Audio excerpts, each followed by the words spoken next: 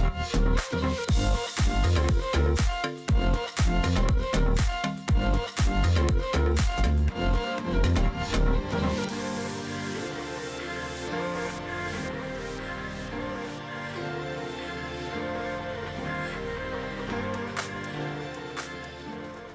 everybody. Welcome to this wonderful, wonderful launch that we are hosting today.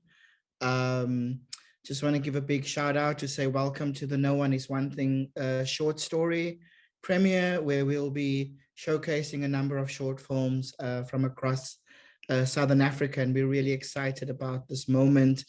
My name is Jabu Pereira. I'm the founding director at Iranti. And I'm sure many of you are familiar with our work. We use media and advocacy as our key cornerstones to effecting social justice change for LTI persons across the continent. And so thank you so much. I'm really excited, and I want to hand over to my colleague, Jade, our program officer, who has spearheaded this project and has made this amazing program come to life. Thanks. Over to you, Jade. So I'm just going to give you a very, very brief kind of background about the SDF campaign, and also the No One Is One Thing campaign. So the SDF campaign essentially started in 2018, and the aim was to, engage mainstream media and kind of work towards working towards trying to have mainstream media kind of create the representation about the LGBTIQ community that we as a community wanted to see. We wanted to get rid of sort of like stigma, discrimination, and sensationalist reporting. And so as the years went by during the SDF campaign, we also thought that a good idea to make this happen would be to actually have us as the queer community creating content that we would like to see more of in mainstream media. And so we played around a little bit, and eventually we came up with this tagline, No One Is One Thing, which is the hashtag that we're using this year. And through the No One Is One Thing campaign, what we are aiming to achieve is to educate the broader public that we as the queer community or the LGBTIQ community we are not just one thing. So we want to move away from essentializing that queer identity and let people know that we are holistic and complex beings. Complex people who embody many identities that make us who we are. And we also contribute in huge ways to society. And because of that, we feel that we should be treated with respect, and also, with safety and dignity and freedom to just live our lives and be who we are. So yeah, we wanted to welcome you all here today, also just to kind of introduce the stories that we have created through what we call the self-documentation training. We've actually got 8 stories that we're going to share with you today. And as we share these stories, what you'll see is that the people that have created these stories are actually, they embody the essence of No One Is One Thing. Yeah, it's happening during Pride Month as well. We are nearing the end of Pride Month, and in South Africa, I guess we haven't really had much to celebrate because there's been so much violence against us as the LGBTIQ community, and it's really sad and it's really scary. But we're hoping that today we'll be able to just spread love, to spread some feelings of hope and joy with you. So yeah, I'm going to introduce our contributors as we work through the films. But as we go through them, you'll see that some of the stories are extremely deep. Some of them are very intimate. Some of them are like wildly hilarious, but each of them are very personal. Each of them are very, very real. And these are people who are sharing their lived experiences. So our contributors might identify as LGBTIQA+++, but they also live deeply intersectional lives. I think that through this project, we have achieved what we came here to do, but I also believe that this is it's just the very beginning, Yeah, something that I also kind of want to highlight through the self-documentation training, what we've done is we reached out to content creators from across the Southern African region, and we really wanted to, I guess, kind of draw in people who have stories to tell and who are passionate about the stories that they want to tell, and would like to have the platform to do that. So, and also people who might not necessarily have the means to do it. And by the means, I mean like the equipment and stuff. And we wanted to show that you don't need a fancy camera and you don't need a studio and studio lights and fancy mics and all of those things. So we took it all the way back down to basics, and we used things just like a cell phone, um, an LED ring light, and a lapel microphone. And through that, with those like very basic pieces of equipment, you'll see exactly what the contributors have created, and the amazing content that has come out of this process. Um, it's also been in collaboration over the years, with other partner organizations. We've worked with partners in Namibia, Malawi, Botswana, South Africa, and Zimbabwe. I think some of our partners are on the call today, and our contributors are also from those 5 countries. So yeah, thank you so much once again for joining, and I hope you're all gonna enjoy what's in store today. Okay, let me just share a little bit about the stories that we have. So as I said earlier, we've got 8 films to share with you today. Um, and we've got all of our contributors on this webinar, and they will be available to answer some questions that you might have following the screening of their films. We've got I'll go in order of how we're going to screen them, and it is going to be screened alphabetically. We've got Bilius the Majestic with Dude That's Gay. Bilius is from Zimbabwe. Then next up, we'll have Cleo and Sammy, and their story is called We Exist and We Are Humans, and this is a story based in Malawi. Then we'll have a story by 2 sisters, Crystal and Henrietta. It's called Living Beyond Binaries, and Crystal and Henrietta are from South Africa. Then, of course, we've got Gibeon or Gigi, as they are fondly known, and their story is simply called Me, and Gigi is from Botswana. Then we've got a story which, to me, was like kind of a very deeply personal story for various reasons, by 2 South African content creators called Ida and Sunray J. Um, and that is called Radical Self-Acceptance. Then we've got, from Botswana again, we've got Karabo with Rie Bonayalo, which in English means this is how we see it. Yeah, very interesting story there as well. And then we've got a visual poem that's also got some words and I mean actual like lyrical content to it as well, from Stewie Le Savage. Stewie's piece is called Free Me. Yeah, and then we've got the final story we'll be screening is done by Titi Ndabambi from Zimbabwe as well. And this story focuses on the battle within the lifestyle of intersex and transgender drug addicts. Um, we also want to ask you all to please get involved, like share the stories and stuff, not necessarily the stories, but get involved in conversations on social media, and yeah, especially on Twitter, and please use the hashtag no one is one thing when sharing your stories. So I think we will just jump straight in to the first film now, and that is Dude That's Gay by Bilius the Majestic. Um, let me just say a little bit about Billy.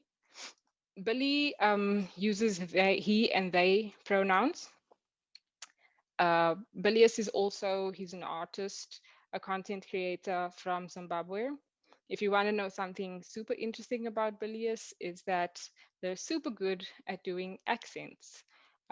So yeah, now we're gonna jump into Billy's film. Oh, are we live? Right, okay.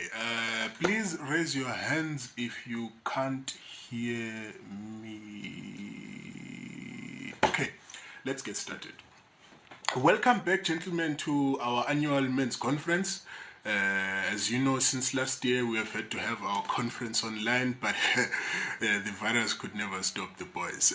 So without taking much of your time, allow me to introduce our first speaker of the day, Mr.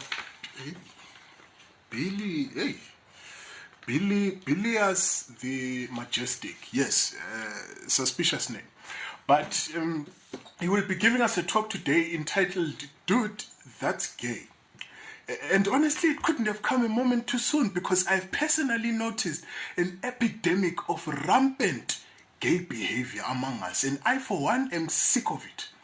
Hopefully, this young man will be able to set the record straight, so to speak, regarding this issue. And so, without further ado, Mr. Majestic, the floor is yours. Thank you so much, Mr. Chairman, for that lovely introduction. I really appreciate your enthusiasm for my talk, although I must say it's probably not going to go the way that you expect it to. Personally, I am all for free speech, so please do take it away. Okay, yeah, let's do it. Woo, free speech. I'm all for that as well. Okay, let's go. So let's start off by telling you guys a story. I'm going to tell you a story of a boy around 16, and this boy is hanging out with his friends at school. And so one of the bored boys decides, yo, let's play a game. And this game is called Who is Who's Gay Best Friend. And so what the boys do is they go around listing who in the group they think is which girl's gay best friend.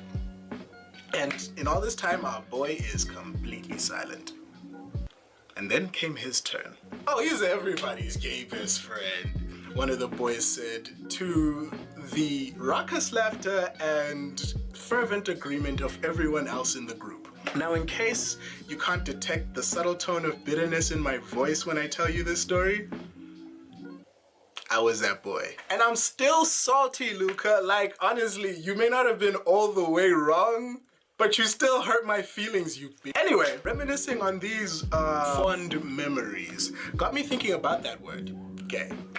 How do men use it among one another, and why? And that's what we're going to be talking about in this video, which means that we're gonna have to talk about...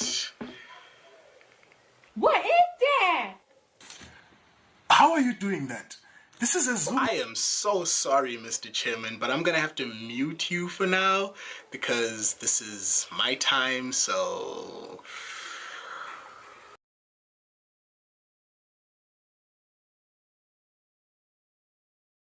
So I was reluctant to say that because it tends to be an immediate turn-off for so many people. Plus, honestly, social media and reality TV have completely ruined the word toxic for me, like. But it is interesting to me that so many men should be so turned off by this phrase, considering the fact that despite it being used by so many feminists today, it was in fact coined by Shepherd Bliss and the mythopoetic men's movement of the 80s and 90s, which was honestly a moment in time. Definitely worth checking out if you have any interest in gender politics, whichever way you lean. But anyway, according to my boy Wikipedia, the plug, the concept of toxic masculinity is used in academic and media discussions of masculinity to refer to certain cultural norms that are associated with harm to society and to men themselves. The socialization of boys in patriarchal societies often normalizes violence, such as in the saying, boys will be boys, with regards to bullying and aggression. You might be thinking, whoa, patriarchal, huh?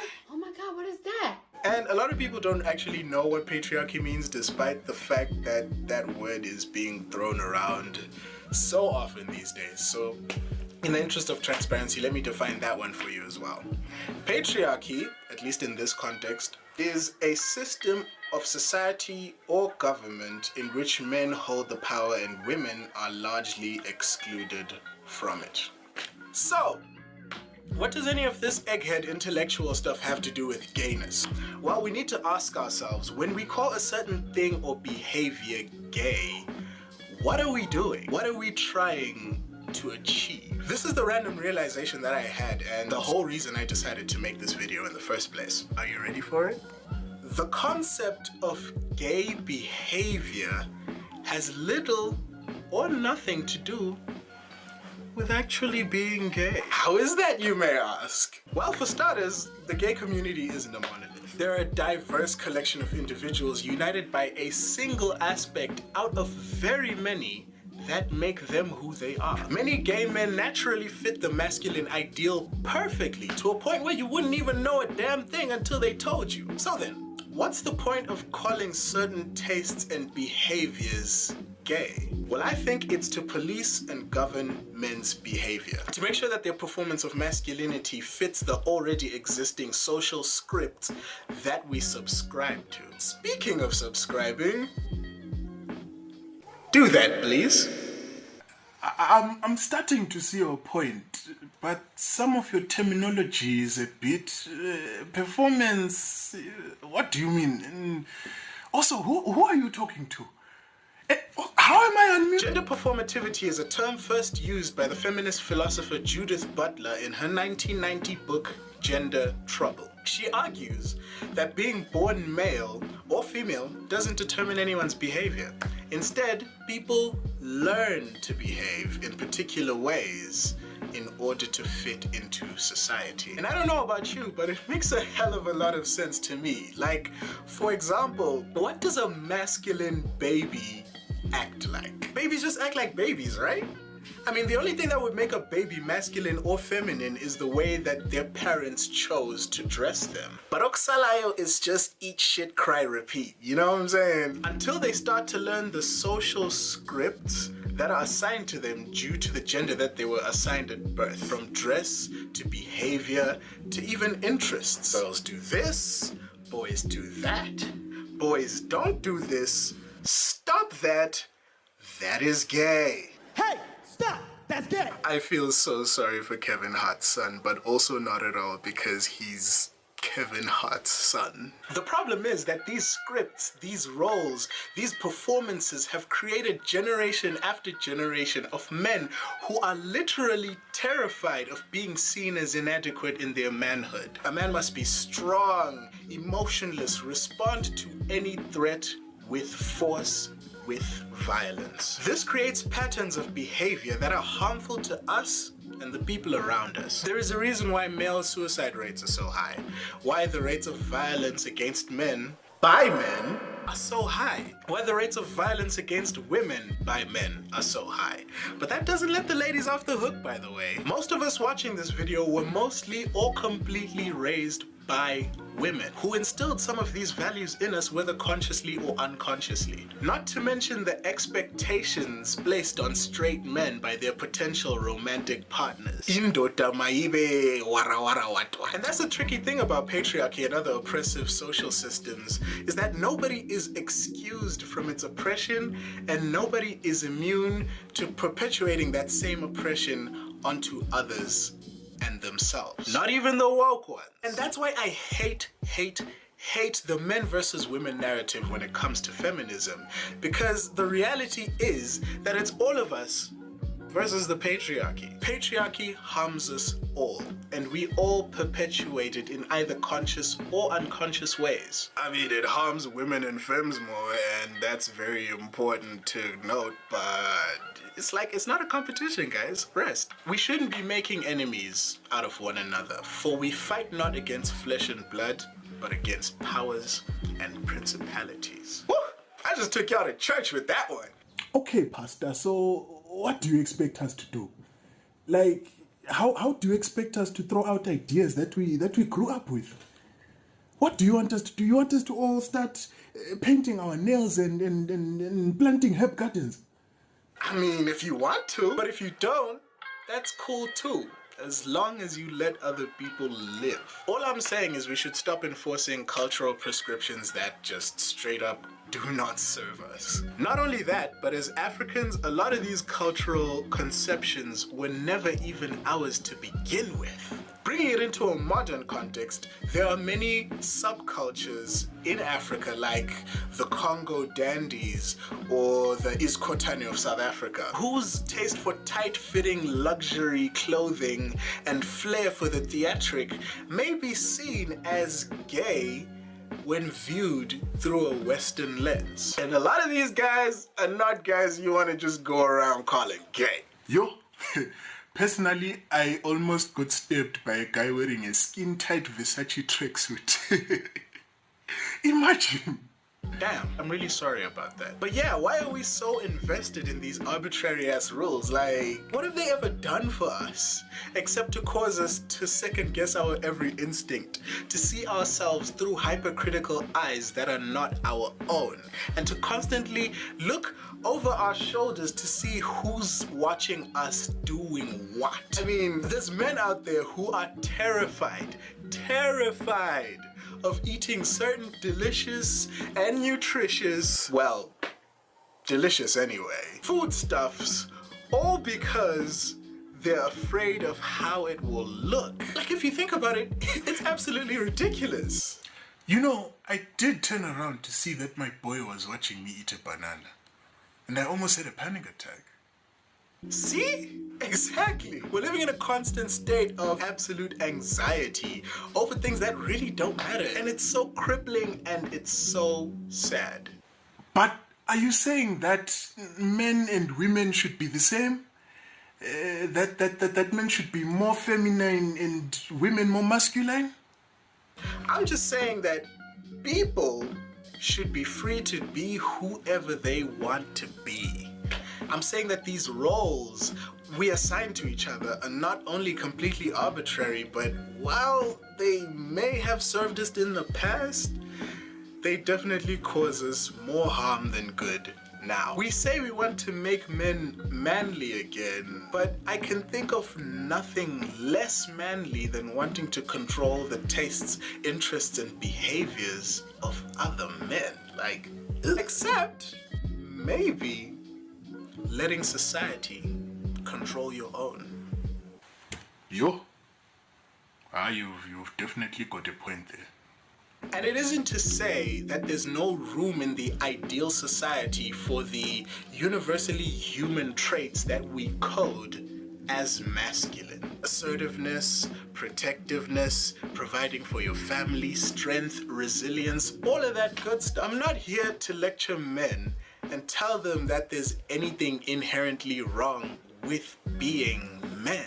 As long as we realize that these traits are traits that anybody can embody, regardless of their gender identity or sexual orientation, and as long as this masculine energy is channeled in positive and constructive ways. Not being like, this guy called my t-shirt gay, so I punched out 2 of his teeth. Nobody is right in that situation. Like, literally nobody wins. Except maybe the dentist. All I'm saying here, my brothers, my brethren, Boputibami, is like what you like. Feel your feelings. Share your feelings with the people that you trust the most, and allow other men the space and the opportunity to do the same. And also mind your business. Like, how are you gonna get upset because you saw me eat a fruit? I'm over here out here trying to up my potassium intake, and you over here thinking about Hey. Thank you, Crystal. Okay, so that was Billy's like really amazing story. If you have any comments, any feedback or anything like that, any questions also, Paula, that's so good. Please feel free to just drop them in the Q&A box, also in the chat box. We do have somebody that's checking the chat box, and we will respond to those later on during the Q&A session. So just have a little bit of patience. We are going to get to any questions that you might have. Okay, So that was Billy, and that was really amazing. Thank you so much. So now, please, guys, don't forget to take the chats over to the socials and use the hashtag No One Is One Thing to share um, how you're feeling about it, to share some insights and some, yeah, just share the good vibes, you know. So next up, we're going to have Cleo and Sammy's story, and the story comes out of Malawi. I don't want to give any spoilers or anything like that. You're just going to see the film, and it's going to be great. So the story is called "We Are Humans," and we exist, and we are humans. Okay, so let me just give you a little bit of info about Cleo and about Sammy. So Cleo uses she/her pronouns, she/her, and they pronouns. She's a human rights activist, and she loves meeting new people. Um, Sammy is from the Ivy Foundation in Malawi. They are the executive director there. And an interesting fact about Sammy is that they can't live without pets. Uh, so again, if you have any questions or anything for these contributors, just drop them in the Q&A box and we'll get to them during the Q&A session. Yeah, here we go.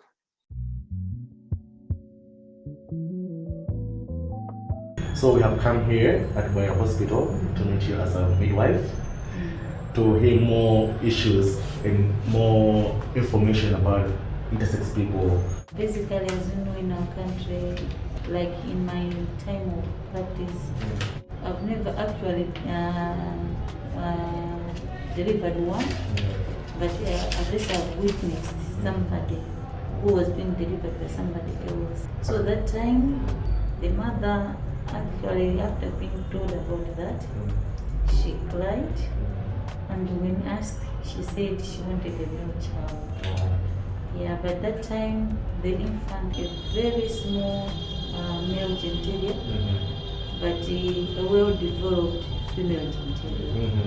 So the midwife who delivered that child actually explained to the mother that the nature of the child probably may be the female one, because the female genitalia was well developed. So after that, she was referred to a specialist. Then I didn't follow how that child ended. So you're telling us that intersex people do exist? Yes, they do. They do exist in our country. They are there, but probably maybe the type of management being offered to them is not well established. You midwife people, are you well trained to handle intersex issues? Actually, like in our training practice, it's not very clear. So as to us, as the first people, we actually refer them to specialists. But we are not trained really. We don't actually know. Okay, so you're trying to say we should let intersex people grow up and choose their gender for themselves as they grow up, right? Yes.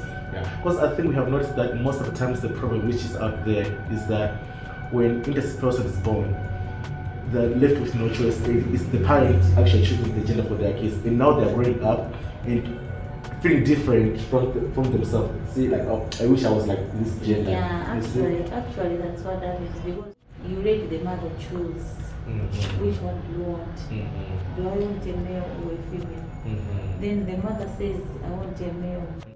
But when that child is grown, you realize that that child supposed to be a man. Then probably if I'm a mother, I'll be some sort of making neglect. So, like, your biggest advice is to say, you know what, we should let the children grow first and choose their gender from themselves. Yes, let them grow, reach to a certain point.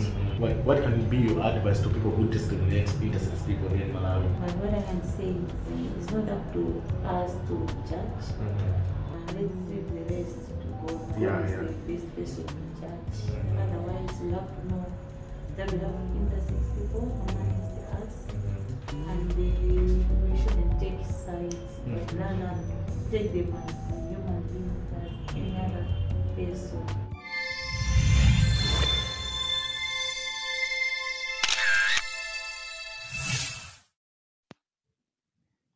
So very interesting stuff coming out of Malawi there. Yeah, it's also very interesting to learn more about intersex people. And, you know, intersex people do face a lot of like hella problems. We are actually going to jump right into another intersex story right now. Next up, we've got Crystal and Henrietta. And yeah, I think it's going to be really interesting as well to see another intersex story, but kind of from a different perspective. So this film is called Living Beyond Binaries. It's by Crystal and Henrietta. A little bit of background about these contributors. They are in fact sisters. Crystal uses she and her pronouns. Crystal is the chairperson of Intersex South Africa. I also want to say that Crystal also creates amazing TikTok videos, which are really cool, and you should definitely check her out. You might have also seen her this Sunday, actually, Sunday evening on Carte Blanche, also sharing about her journey with her intersex identity. And then we've got Henrietta joining her in this film. And yeah, Henrietta enjoys watching movies, watching TV series, I can relate, and reading. And her passion is interacting with kids, helping them with school projects or creative art. So now we're going to go into Living Beyond Binaries.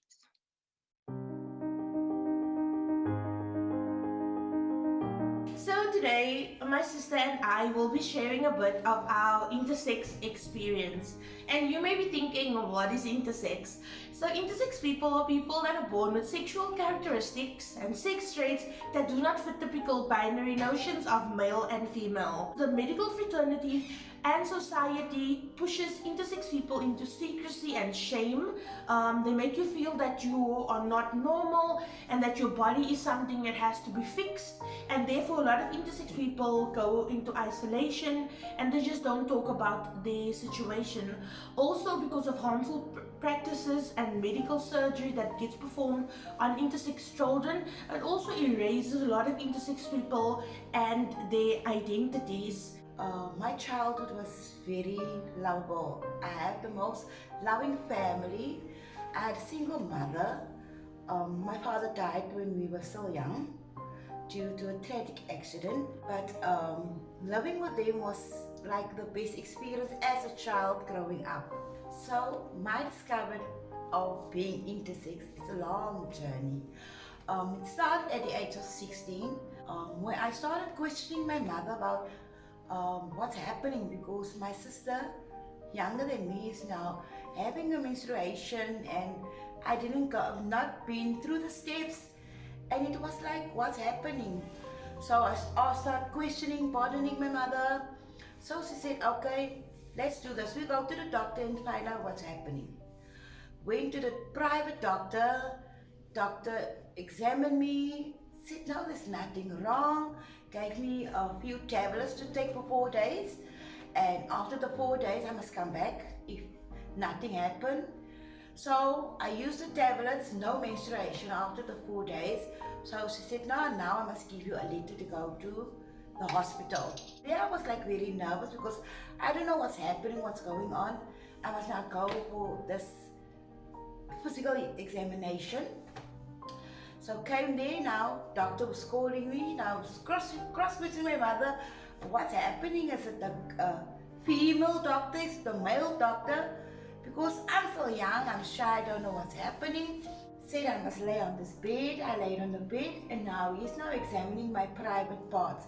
And it's like being a teenager at the age of 16, you know, like you're very shy, what's happening?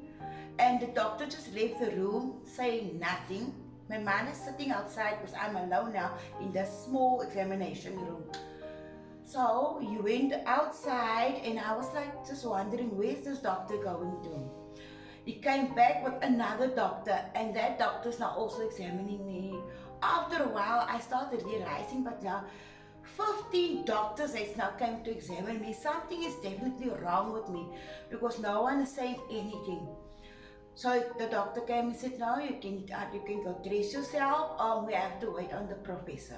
So the doctor said, no, we must go for a sauna. Me and my mother went for the sauna. We came back from the sauna. Now, he has now this sonar exam. The doctor said, well, to my mother, well, your daughter doesn't have a womb.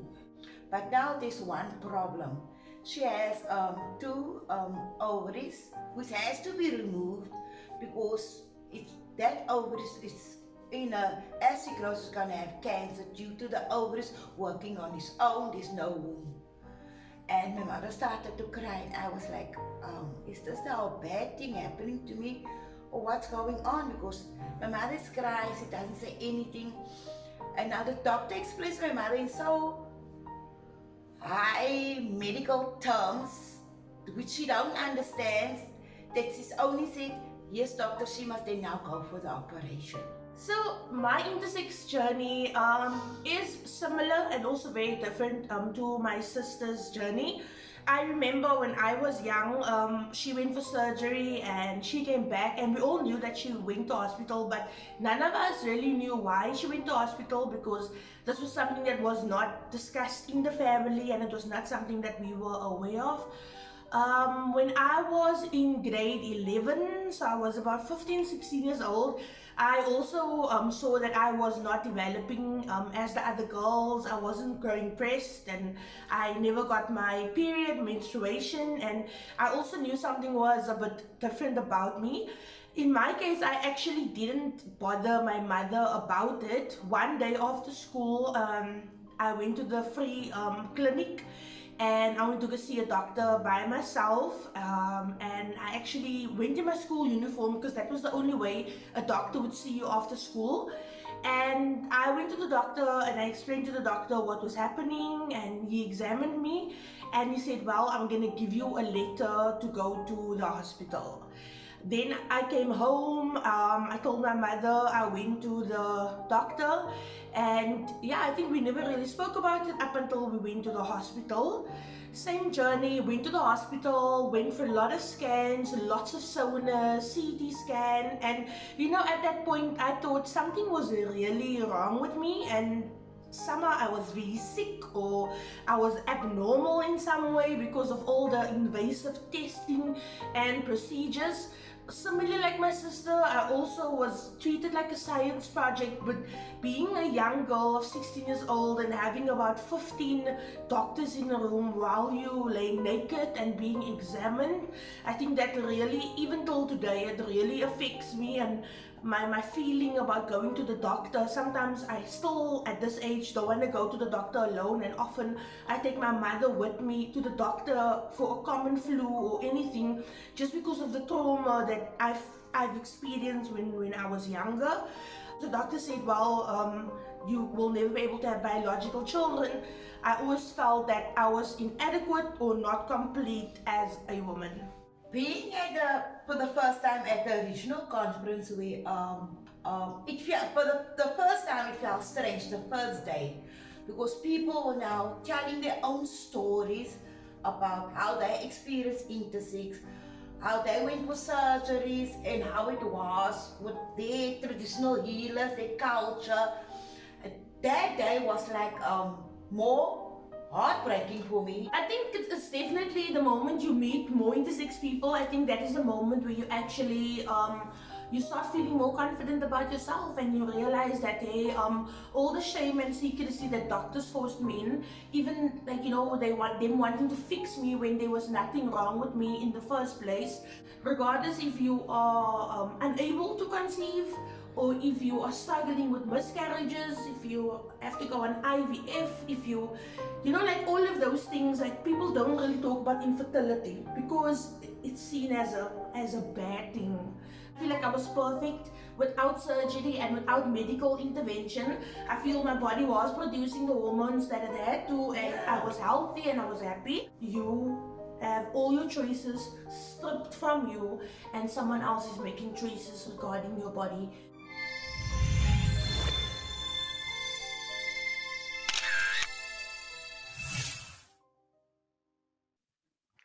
Yeah, very, very interesting stuff and moving stuff as well.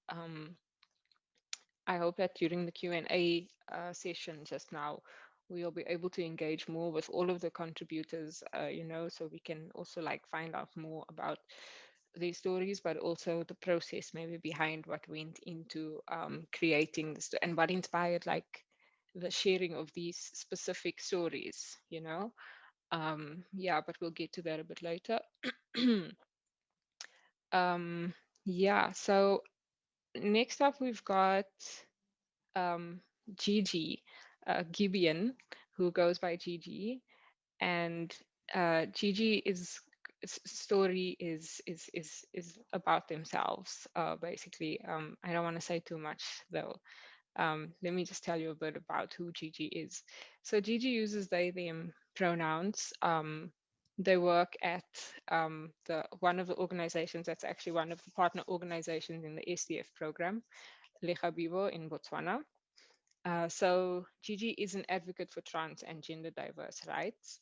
And yeah, they are very much inspired by the love and support that their mother gave to them and also to the LGBTIQ community of Maun in Botswana until her last day on earth.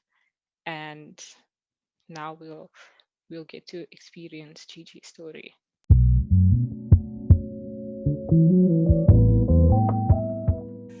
Hi guys, my name is Gibeon, but you can call me Gigi. I'm 23 years old and I identify as non-binary. My pronouns are they, them. Coming out, I came out 3 times to my family. First, I came out to my brother 10 years ago and he didn't understand me. I came out to him as lesbian 10 years ago and he just brought it through and told me that it's a phase, it'll pass. It's a phase which is influenced by the sport that I play. Back then I played soccer, and a few years after coming out to my brother, I finally came out to my family, and they didn't take it well. They didn't, like, I wouldn't say the response did shock me. It didn't. Like, it's something that I expected, considering the fact that we are in Africa, and not just in Africa, we're in Botswana. I came out to my family again 3 years back as non-binary, and they didn't take it well, but it wasn't as worse as how they responded to my sexuality. For non-binary, like when I told them that I'm non-binary, they were filled with confusion. They didn't understand, but they were willing to learn. So it hasn't been a smooth journey because challenge that I went through. I got disowned, I lost friendships, I faced judgment from the church, I was discriminated by the society, stigmatized, that lesbian kid, that girl who claims that they are gender neutral. I got emotionally and physically abused, sexual harassment, but one of the hardest of them all was being disowned. Like, I had to move out. I had to learn to live without my family. I had to learn to be on my own. I had to learn to like I had to be independent instantly. Like, just like that, I had to be independent. I had to make sure that I pay my own rent, get my own groceries. And mind you, I wasn't working, so it was a little bit hard. Not really a little bit hard, like, it was hard. It really damaged me psychologically, emotionally. Like, I felt like it's the end of it. And believe me, I got mad to God. I felt like he wasn't seeing me. I felt like he didn't love me as much as he made the gospel to sound and be all about love. I felt less of God's child. I did cry every night. I cried myself to sleep, but during the day I had to smile. I've been fortunate enough to have an amazing supportive friends. I had my friends with me throughout this time who always checked up on me. Some of them did even provide for me, did help me. One of them did even help me get a job. I would say with the support system that I had from my friends as time went by, I got lucky, and some of my family members came around. My siblings, my mom, a few cousins, and a couple of aunts. They came around, they did accept me for who I am, and they wanted to learn and know more about being non-binary. And I wouldn't want to be ungrateful and not be thankful for everything that happened, like for their love, for their support, even though it came way after I faced the storms alone. Like, I'm really, really lucky that I had an amazing, beautiful mom who ended up, may his soul rest in peace, who ended up accepting me for who I am, loved me for who I am, provided for me, and she held my hand through everything. Like, should I say, it was worth it for her to finally turn around. Because the minute she accepted me, she understood who I am. I would say she gave it her all. She made up for the time that she was still mad and didn't understand me. Like, she always made sure that I'm smiling. She always made sure that she got me everything that I needed. She always made sure that she met all my needs. Like,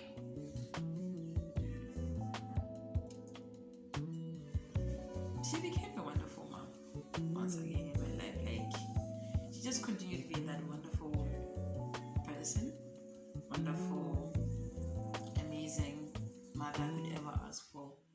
And wherever she's resting now, all I know is heaven has gained an angel.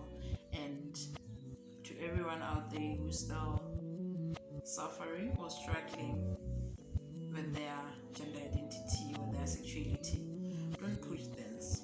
With time, everything will be okay. With time, your family will come around and understand you.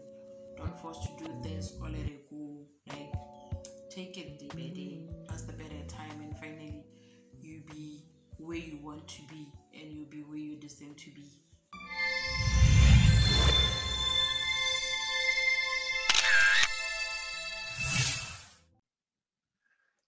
So thanks very much to Gigi also for sharing that very deep and personal story with us. I think for many people, for probably many people on this call, we all can relate to the kind of traumas and stuff that are related to coming out. And it's always really lovely and comforting to know that there are parents out there who are accepting and who love their children, you know. And I think Gigi's story is such a touching and beautiful one for that very reason. So thanks, Gigi, again for sharing that with us. So we've now actually come to the point in the program where we get to answer your questions. It's also, we just kind of want to take a moment away from, you know, the just like give your eyes a little break, and maybe your body also, if you want to have a little body break. So we're going to have a 10-minute break in the screening, but we will be answering questions, and the panelists, the contributors are also here to answer any questions that you might have. I'm going to ask all of the panelists to please just turn your cameras on so everyone can also get a look at you now. And then if there are questions for you, we will direct them to you, and then you can answer them.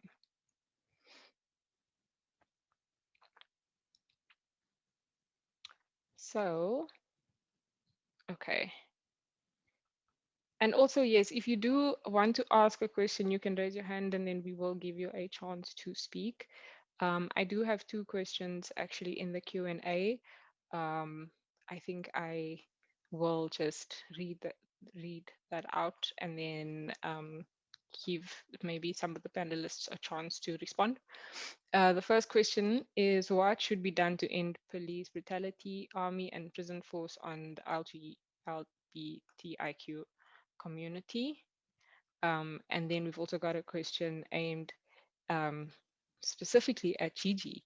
And the question is, I wonder if you have any theories for why your family was more willing to understand your gender identity than your sexuality.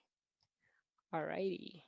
So yeah, those are the two questions in the Q&A. And I'll just check the chat as well to see what we've got there. So in the meantime, I'm just going to allow the panelists to answer those questions. Karabo, yes, you can go ahead. Oh, hi, Jade. Hi, everyone. Okay, thank you. So I will answer the first question, but I guess other panelists will also add to my answer.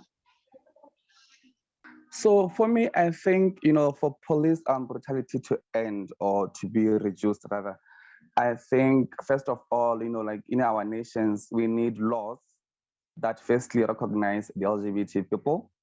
And two,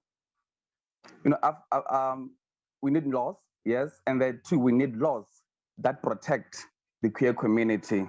Then we, as LGBT activists, as LGBT advocates, as PFLAGs and allies, we have a lot of education and training to give to the community, teaching the community about who queer people are, they understand, and like giving them that sensitization that there is nothing different from the hetero community and the queer community. Maybe if there are laws and maybe if there's protection from the government to the queer community, and maybe if there's that education, maybe then I would say brutal cases will increase. I don't know, but also like you said earlier on, the South African laws, recognizes and protect the queer community, but then we still see such brutality being done by the South African community to the LGBT people. So I don't know, but that's my thought.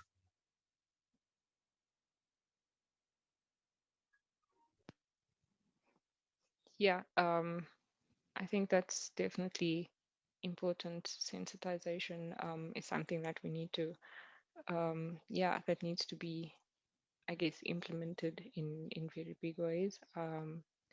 Thank you so much, Grabo, for sharing. Does anyone else on the panel maybe want to share your thoughts on this before we move to the following questions?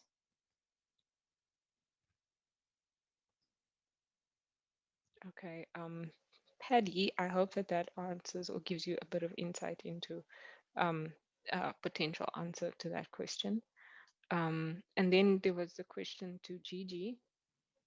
If you have any theories for why your family was more willing to understand your gender identity than your sexuality. And then I'm going to move to, there's a question in the attendees list that I will allow you to ask a question.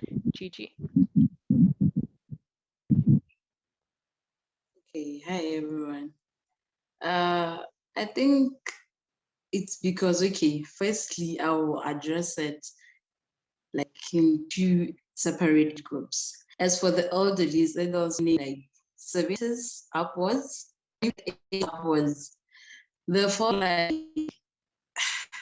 I'm dropping so many bombs on them, so they didn't have any chance. Like they felt like they didn't have the time to be mad, but rather to understand what I say am. That's when they will get to know whether they can be mad or get to the hotline or the police station.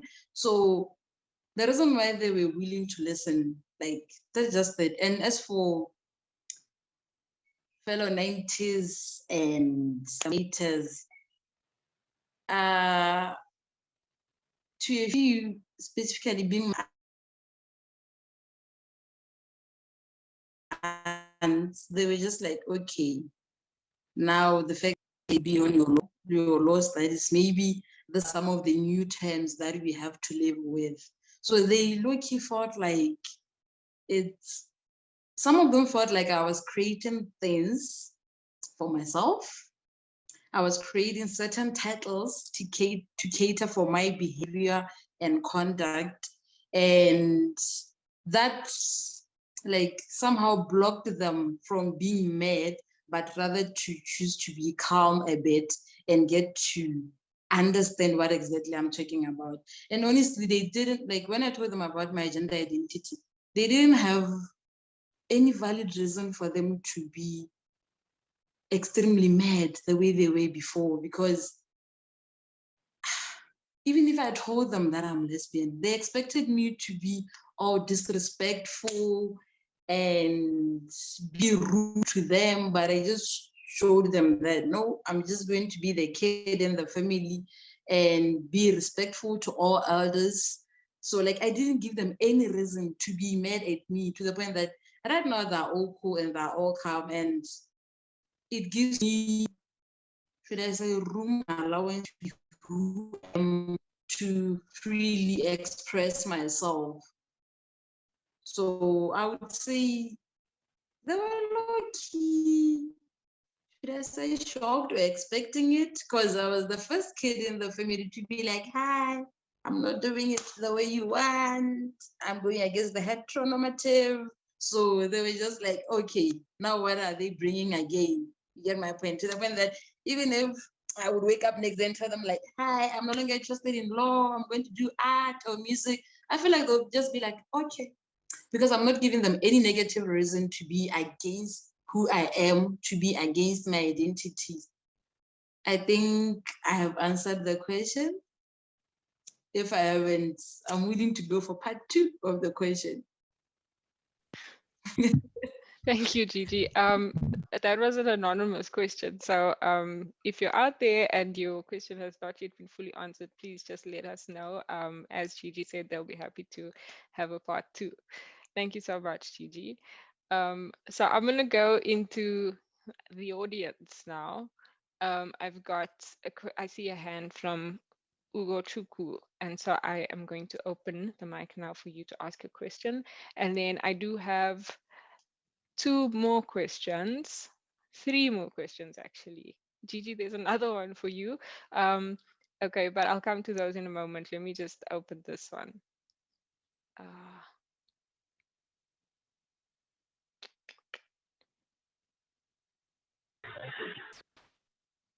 Hi. Hello, good day. I can hear you. You get me? Okay, Ugo Chukwu and now the University of Nigeria. So, okay, I want to thank you all for organizing this. That's very wonderful, and I've enjoyed the stories. Now, I think my question will come in 3 segments. Now, the first segment is when you talk of storytelling, using storytelling to change the perspective. And you're talking of literature. There's this queer literature, for example. Now, what do you think is the position of fiction telling, and repositioning the queer story? That is one. Then, secondly, I'm still talking of writing now in literature. Do you think that queer literature now, you have people writing, queer stories, poems, and all those things, and these people are not members of the LGBTQIA plus community? So, do you think that queer literature should be reserved only for members of the community, or can anybody be allowed to be in this segment or genre of literature? And if anybody can be allowed, how do we get the authentic story of the queer experience? Then coming out of that, then there is this I don't know, let's say miseducation or misinformation or whatever, that even now, even in Nigeria now, many queer people even cannot be able to differentiate when you say gender identity, when you say sexuality, when you say sexual orientation. Most of the times they take all these things to do the same. So are there platforms whereby we can readily get access to this information? Yeah, I think that these are my questions. Thank you very much. Thank you very much. I struggled a little bit, I'm going to be honest, to hear you. It was a bit muffled, the sound. Yeah, so anybody out there who could hear better than me, who maybe has a response from the panel, please let me know, or just open your mic and then you can just speak. And I'll get to the other questions thereafter.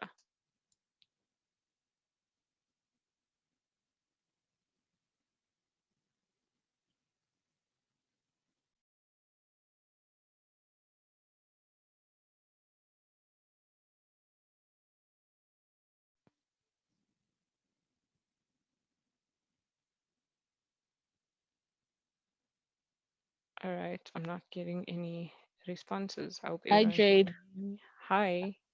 Yes. Can I respond to the question where Anonymous asked for intersex creators how to better advocate for intersex children? What should we demand from the healer so that the trauma is limited for the children?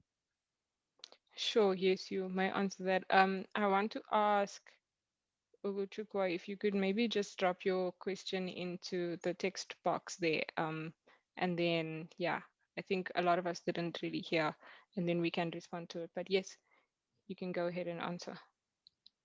Okay, on a Malawian perspective, to limit trauma for intersex children would first have to start with the healers, especially with these courses and schools they go to. There is no part of the education system that talks about intersex kids. This is why even the person we were talking to in our video was, when there was an intersex child in the hospital, she was caught to witness this phenomenon that was happening. So I think if maybe the education system could have, if they don't want to incorporate the whole intersex subject in there, they should have maybe a separate course or something aside, just to give the people who are dealing with children an idea of what intersex is. This is going to reduce the, oh my gosh, come and see something weird just happened, and the surprise people get when we have intersex kids in the 21st century. So yeah, I think that's it from me. Thank you. Thank you so much. I see, Paula, that you would also like to answer this question.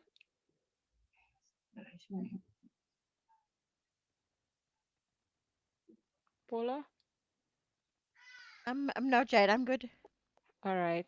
Okay, thank you. Can I just add on that, Jade? Yes. Hi, everyone. Firstly, thank you so much for also being here, and thank you for the feedback on our short film. Yeah, so the question, how do we better advocate for intersex children and what should we demand? I think the most important thing is that intersex children needs bodily autonomy and self-determination. And, when a child is under, let's say, for the age of 13, they cannot give consent to anything because they're a child. They're not making their own choices yet, and unfortunately choices get made for children. So I believe that as a continent, as Africa, I feel like we definitely need to have laws in place that allows children autonomy when they are of age to decide what needs to happen to their body.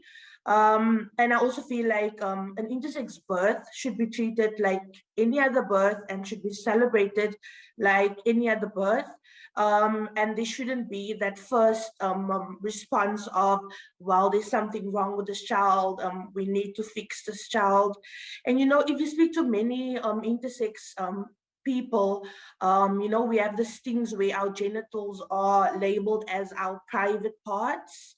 And for a lot of intersex children, it's never been their private parts. It's been everybody's parts to dissect, to investigate, to just treat them like this little science project that needs to be investigated. And we need to just know that their privacy is just as important as any other child.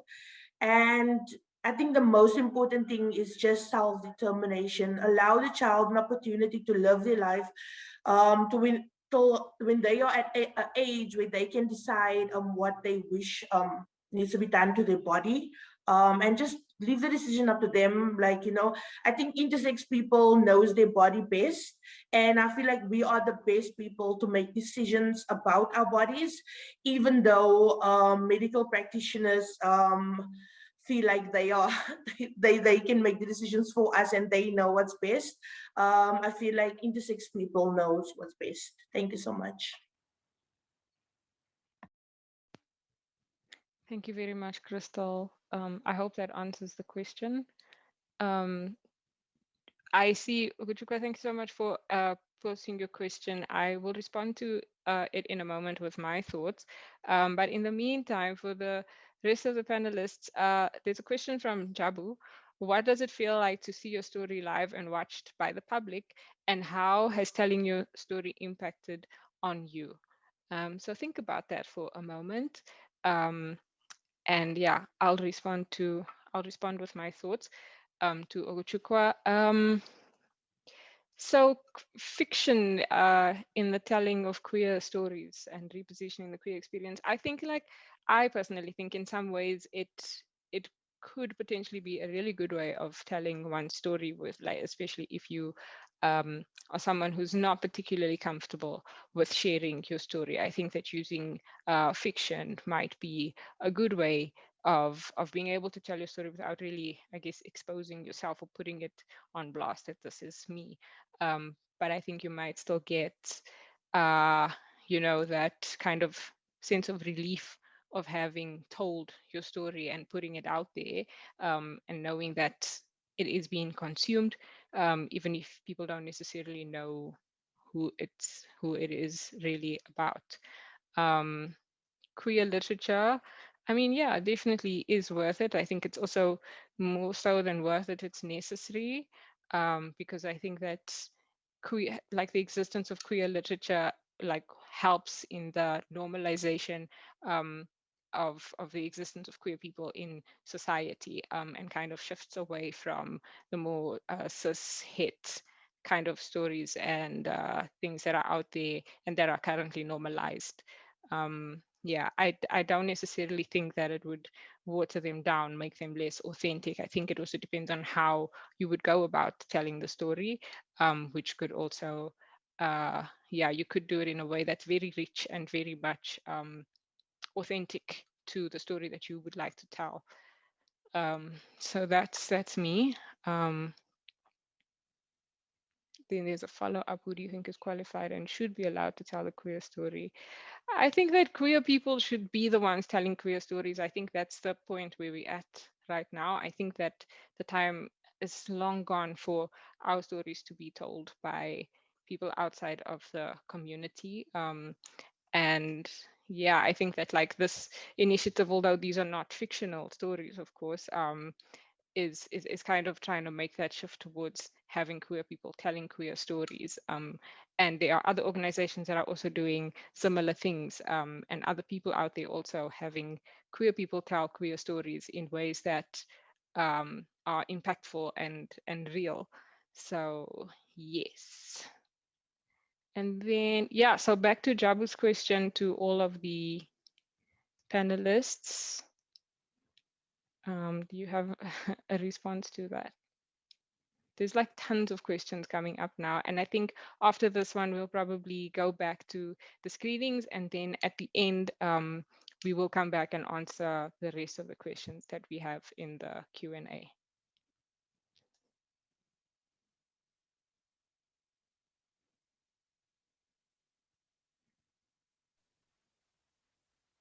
What was Jabu's question again? What does it feel like to see your story live and watched by the public, and how has telling your story impacted on you?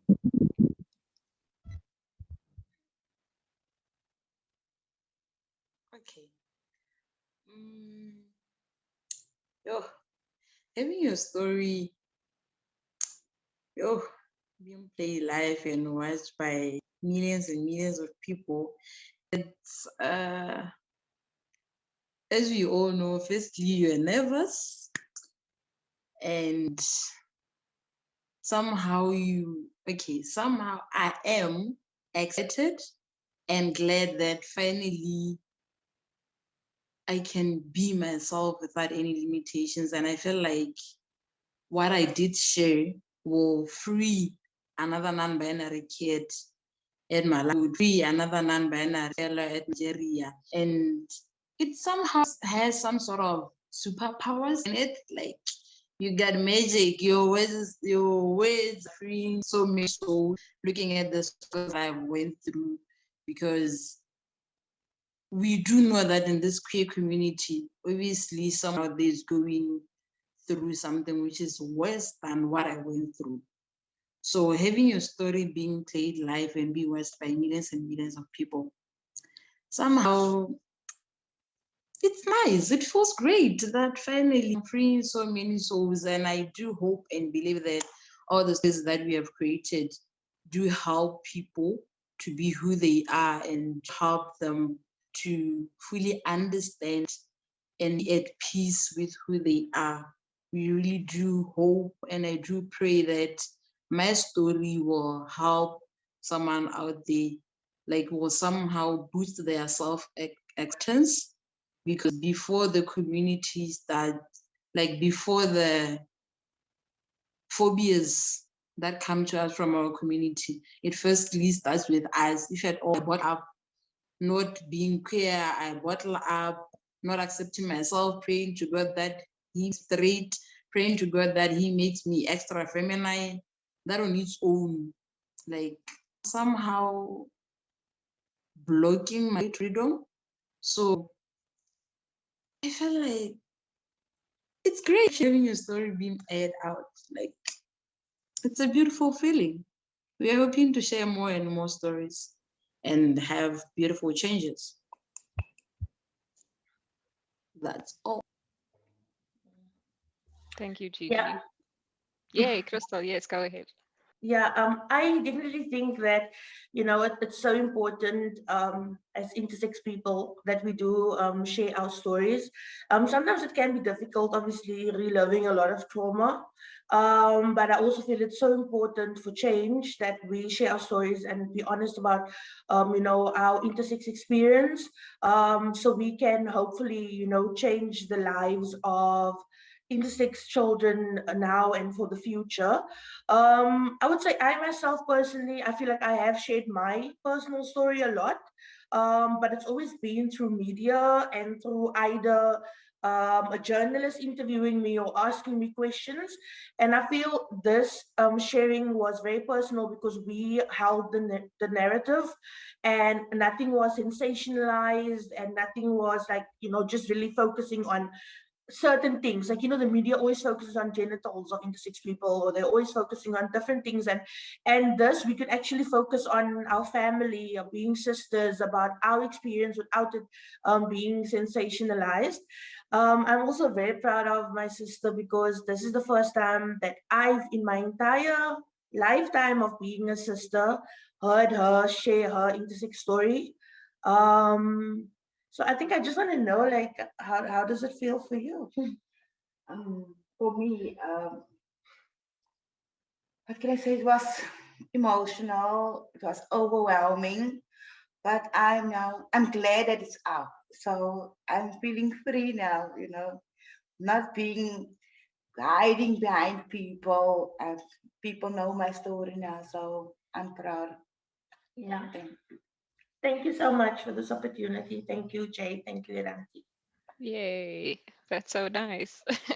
Thank you both of you for sharing. I also want to just have like a small brief feedback from Sammy and Cleo, since your story has also been screened already, about how that felt for you.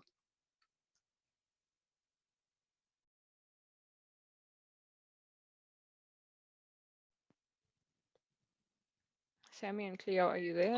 Can you repeat the question, please? Yeah, how Yeah, does we're it here. feel for you to see your story like being shared on a public platform, and how do you feel about it? All right. For me, I think at first I was scared, but now I'm so excited that our story has been shared there, whereby people could know what's on the ground what's and how the stories can really change other people's minds. So to me, I'm very excited that most of people have seen the video, and most of people will be seeing the video, and it keep on going, and change other people how they always think about intersex issues. Yeah, so I'm super excited. Thank you, Cleo. Sammy, are you there, and do you want to share, or would you prefer to not share right now? Sorry, my Okay. mic was off.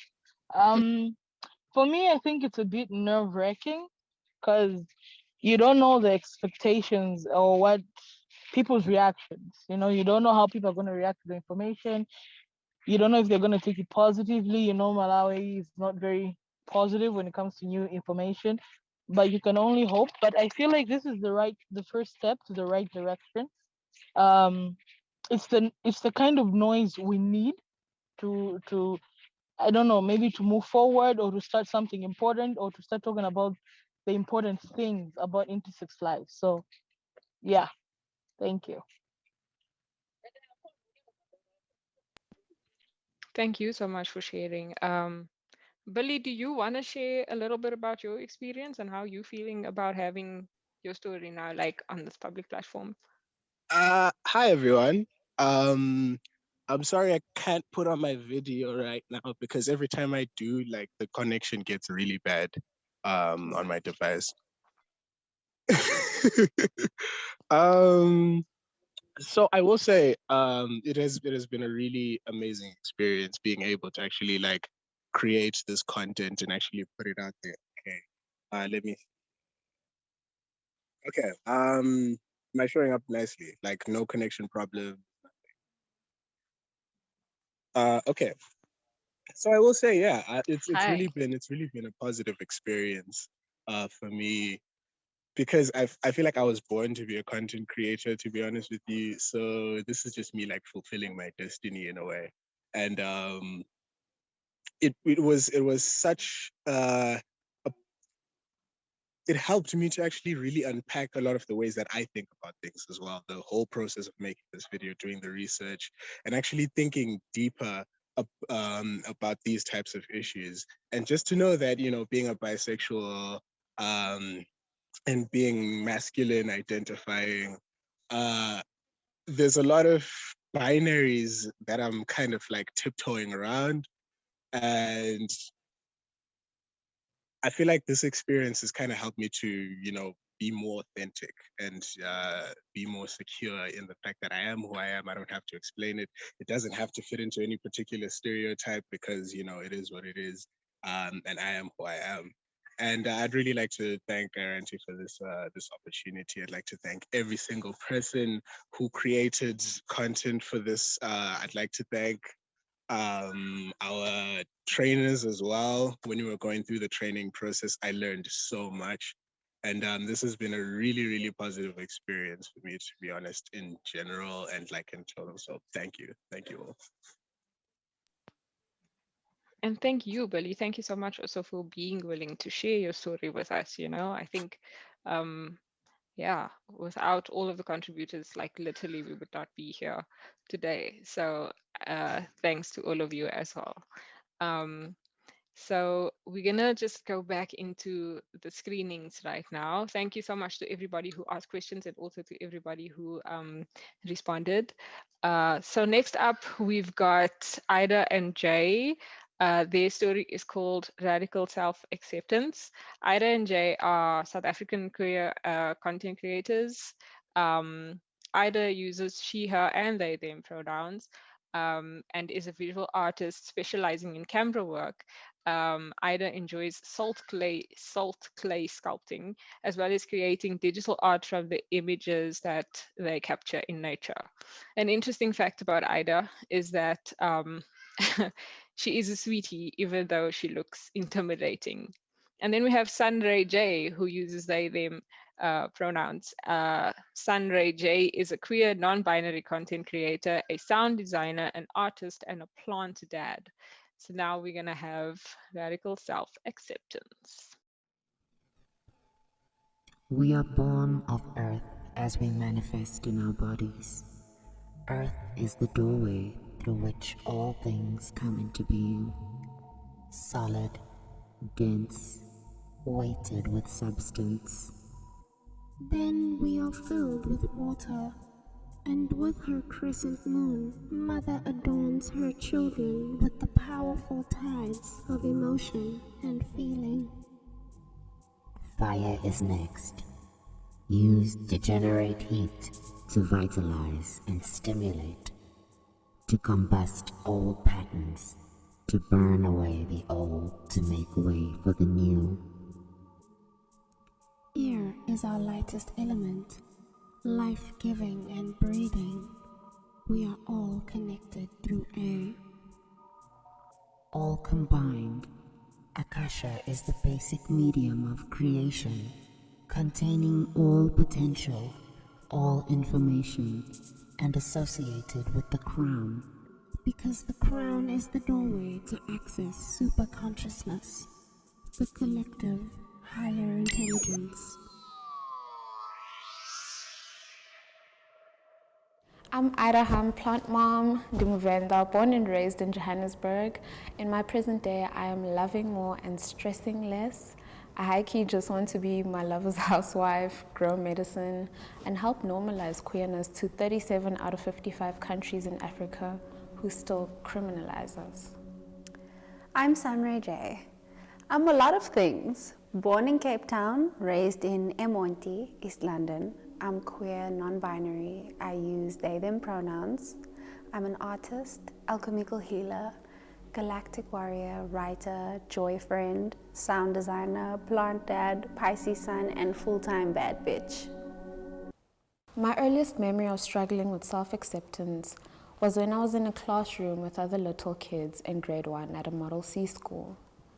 On that day, the teachers were recording results for this racialized survey, and it got to when the teacher asked how many Venda children there are.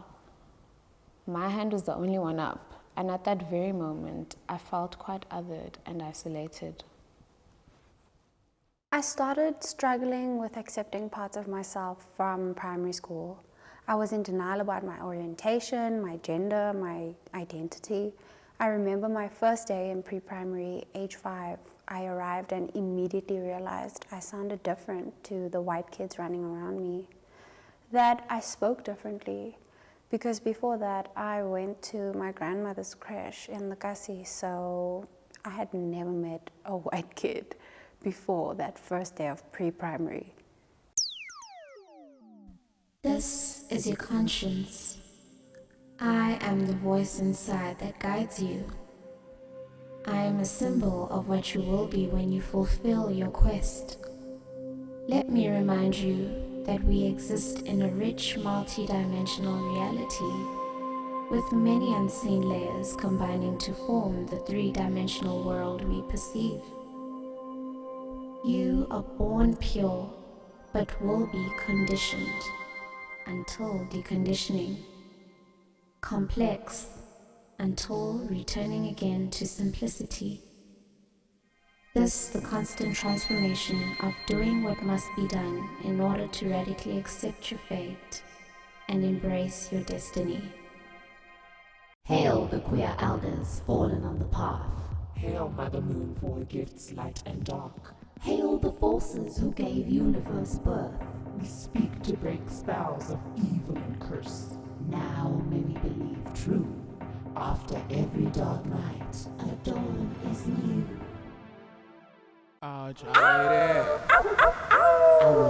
Dykes. God made Adam and Eve, not Adam and Steve.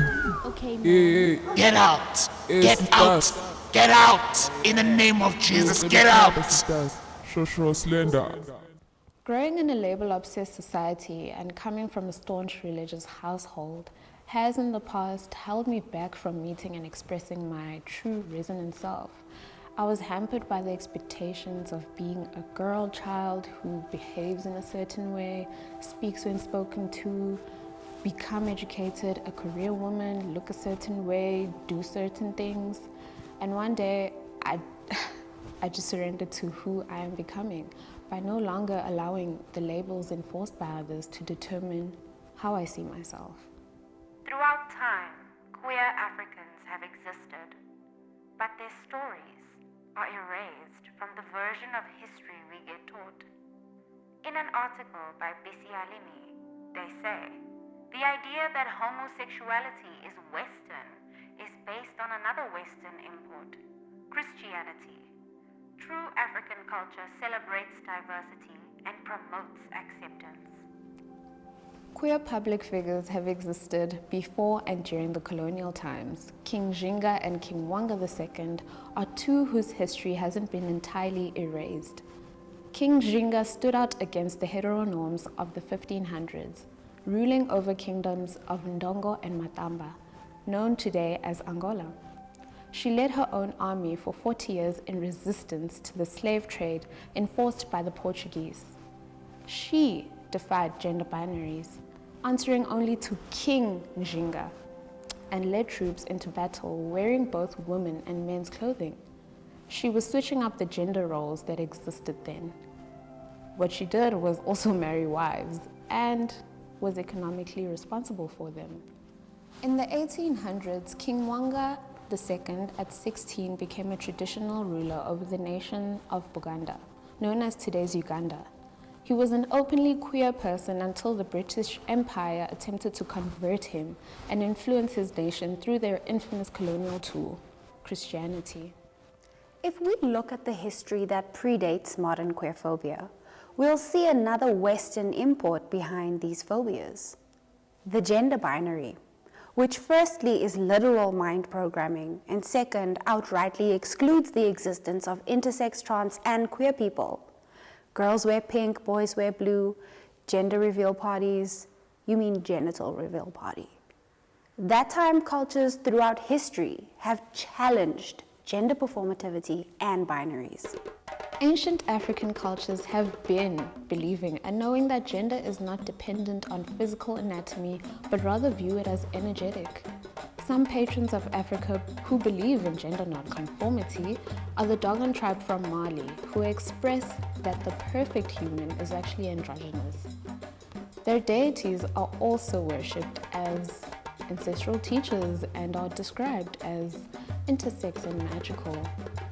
The Eshu Elegba of Yoruba is an androgynous deity known as Goddess of Crossroads, as well as the Maulisa of Dahomey, who is a creator goddess related to the sun and moon. Divine queer beings have existed on Earth for as long as time can tell, but there's another import at the source of queerphobia in modern day, the Bible. Religion was used to indoctrinate minds through televangelism in the 80s, when Christianity became increasingly popular from American televangelists. It was the most political and influential form of media in that decade. The programming is real, hey? Queerness is still criminalized in 37 out of 55 countries in Africa. Homophobe claims queerness is un-African. Politicians would rather win elections than advocate for human rights. That time, queer people are defenseless in this political religious war on queerness.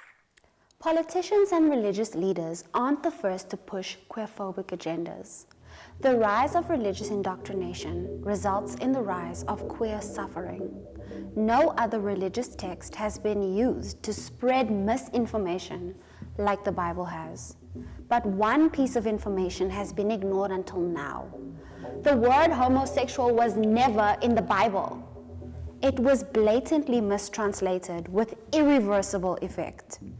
In 1946, the word homosexual first appeared in the RSV Revised Standard Version English Bible published that year. In this Bible, the original Greek and Hebrew words that translate to sexual pervert were mistranslated to English as homosexual and signed off by a board to be printed. This ignited the anti-gay movement in American conservative Christians.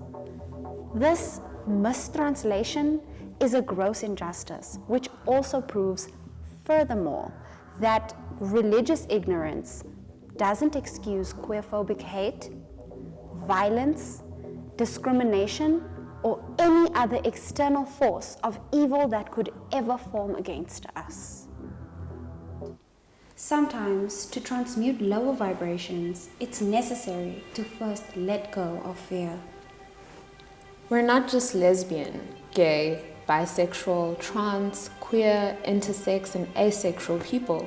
We're gentle, we have hopes and dreams, we feel, we experience loss, rejection, hurt, and failure.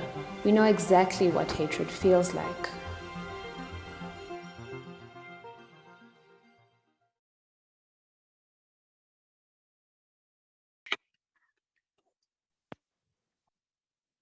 Yeah, so that was Ida and Jay.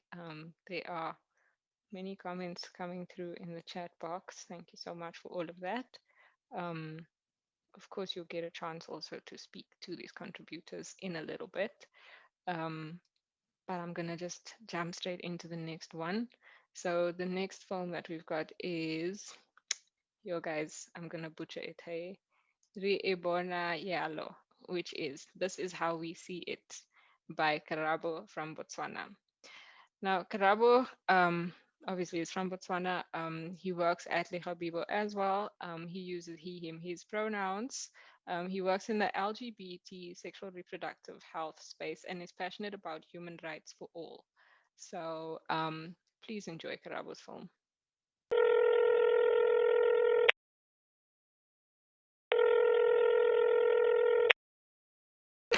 Hello and thank you for joining me.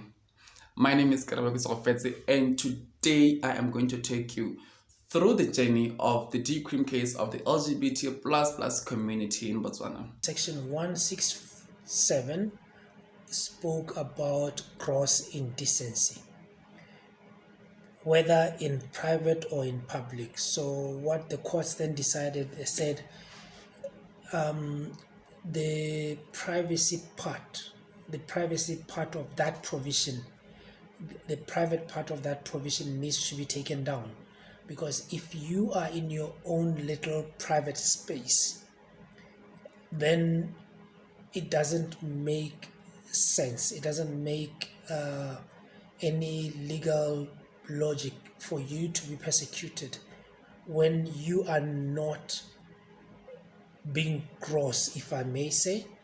If we want to entertain the appeal of the 2019 decriminalization case, it means that the progress that we are celebrating is now frowned against, right? It means that we are now being invalidated. Our voices are being nullified because of certain individuals who feel that we are not entitled to our basic human rights, the right to dignity, to be treated with dignity and decency and privacy. The appeal by the government of Botswana has detrimental effects on the progress that was made on the 11th of June 2019. This I mean by the fact that currently Botswana hasn't created policies or developed policies that would then be inclusive and ensure accessibility for key populations living in Botswana. Winning the decrim case in 2019 was really exciting. It was extremely exciting for LGBTI people in Botswana. And for me as a queer identifying person, I wanted to see the positive changes that would come about with the new judgment.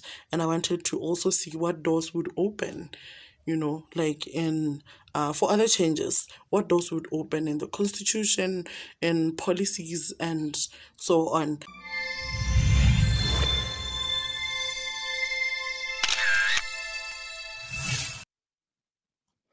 Yay, thank you so much, Karabo. There is going to be a longer version of Karabo's video, which will be uploaded to Iranti's YouTube channel and also LEGABIBO's YouTube channel and Karabo's social media, and it will most likely be shared by everyone who is on the panel today. So you can look out for that, and it just goes into a deeper discussion. So yeah, please look out for that. Um, and now we've got Stewie LeSavage. Stewie is from Zimbabwe. Stewie is a trans woman who produced a poem, and yeah, we'll get into it right now. Stewie is an award-winning blogger, content creator, and Afro-tribal artist from Zimbabwe. She is continuing to create content after the self-documentation training, and you can check out her YouTube channel for more content. She just released a video like last week, a music video, which is really, really great. So yeah, we'll get into her video now.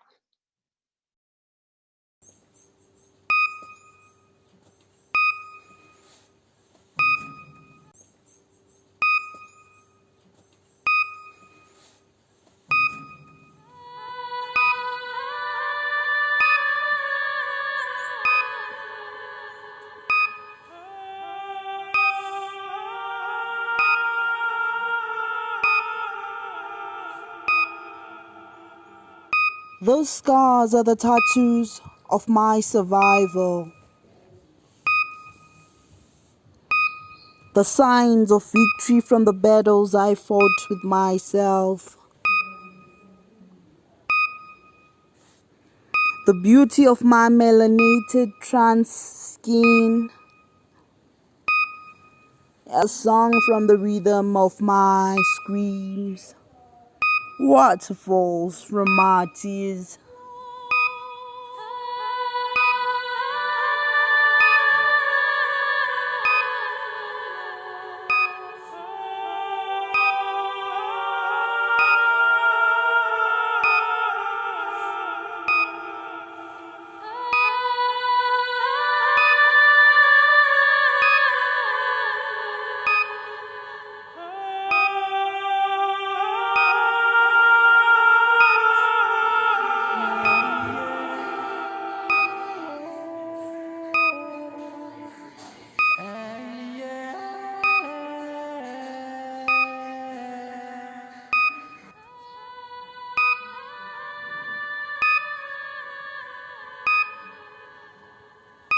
Your words are like iron. They cut deep. I can't respond because my voice is imprisoned. My soul is in bondage. The only time I'm happy is when I'm in the mirror. Oh child, what a misery.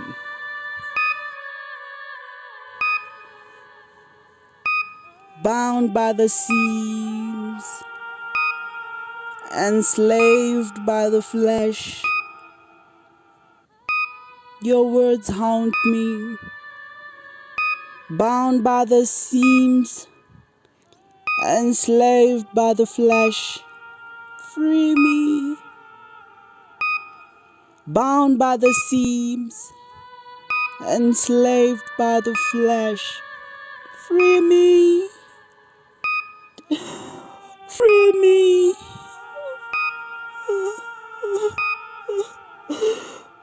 Free me.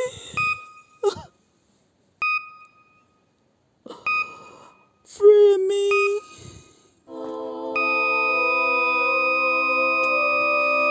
Free me. Free me.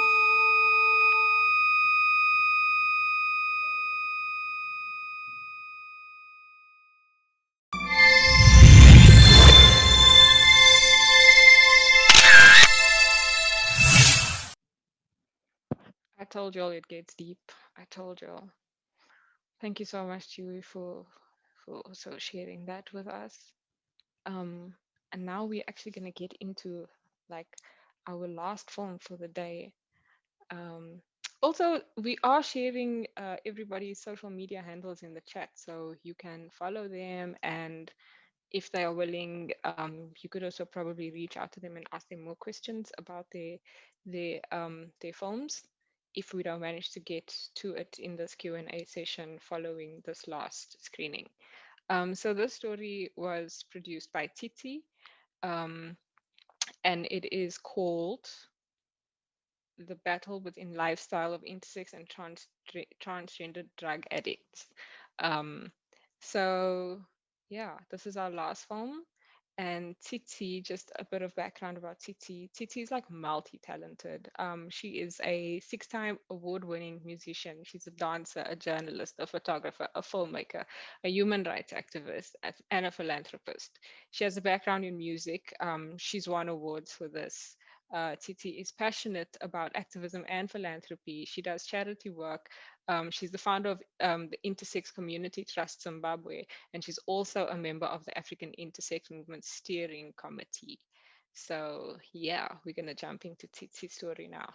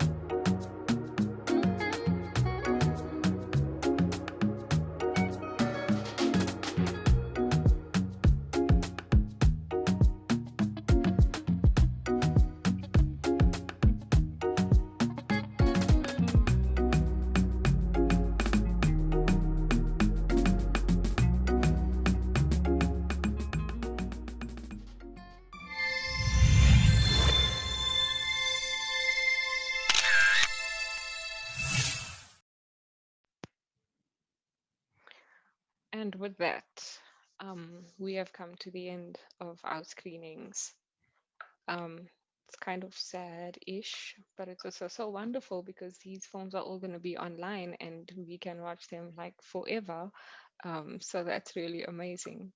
But before we close, we do want to have another round of questions and answers. So there's a few that I didn't get to in the previous round, and I'm going to get to those right now.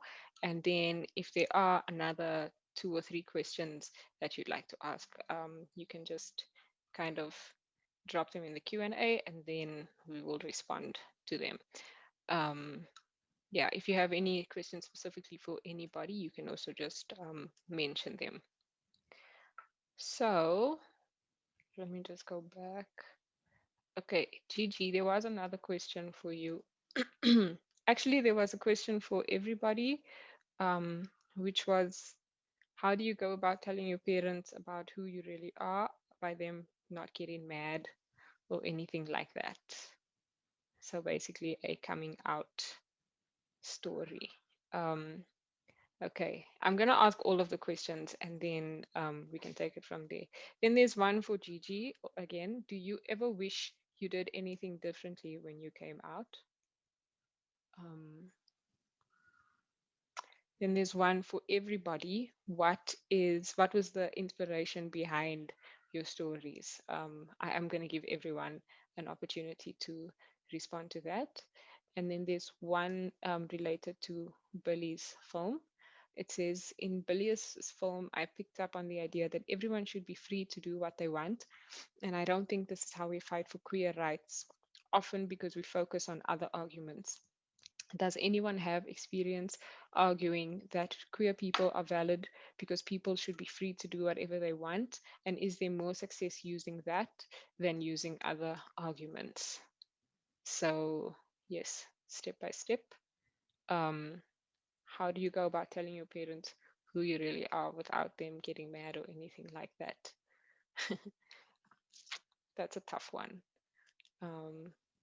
Anyone from the panel have a response for that?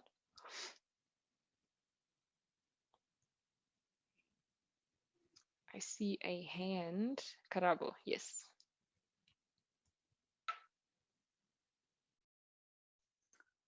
Okay, so I'm going to talk about the coming out one.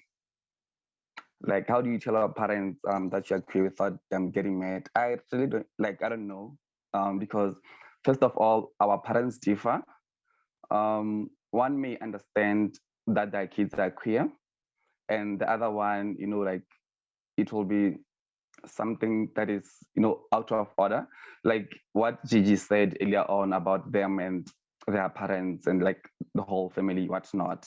So for me, like I never sat my parents down and then tell them that, oh, mom, I'm gay and what's not. No, I didn't. But I took advantage of, alcohol. I remember I overdrank someday and then I called her that night and then I told her that, I have a boyfriend and he's saying hard and I'm gay. And she was like, oh, okay. And then she didn't call me for about 2 weeks. And then the following week I called her and then like she was so happy to hear me, to hear my voice. And I was also happy to hear her voice because I thought like she was mad. But then ever since that day, she never spoke to me, about me being queer or whatnot. And, she never showed me her other side that, I am homophobic or whatnot. Even though like I know like that she's too religious and she might not be in terms with my sexuality, but I am grateful that, like she didn't chase me out of her house. And then she's still addressing me as her son. And like every time she calls me, she's like, oh, I love you. But I never came out to her in a good way, honestly. Yeah, so that's it. I mean, I feel like you did what you needed to do, to get it done. Thank you for sharing. Anyone else that wants to share their experience of coming out or maybe some advice? I saw a flash of a hand. Wait, I see some hands. Okay. Stewie and Gigi. Okay, Stewie. Hey, how you guys doing? Am I audible? All right. So most of the times I feel like we prepare ourselves to come out to people, but we don't prepare them. We don't prepare their reactions, or we don't get to understand how they will feel or how they will react. We quickly think about how they will react instead of thinking about how they will feel, right?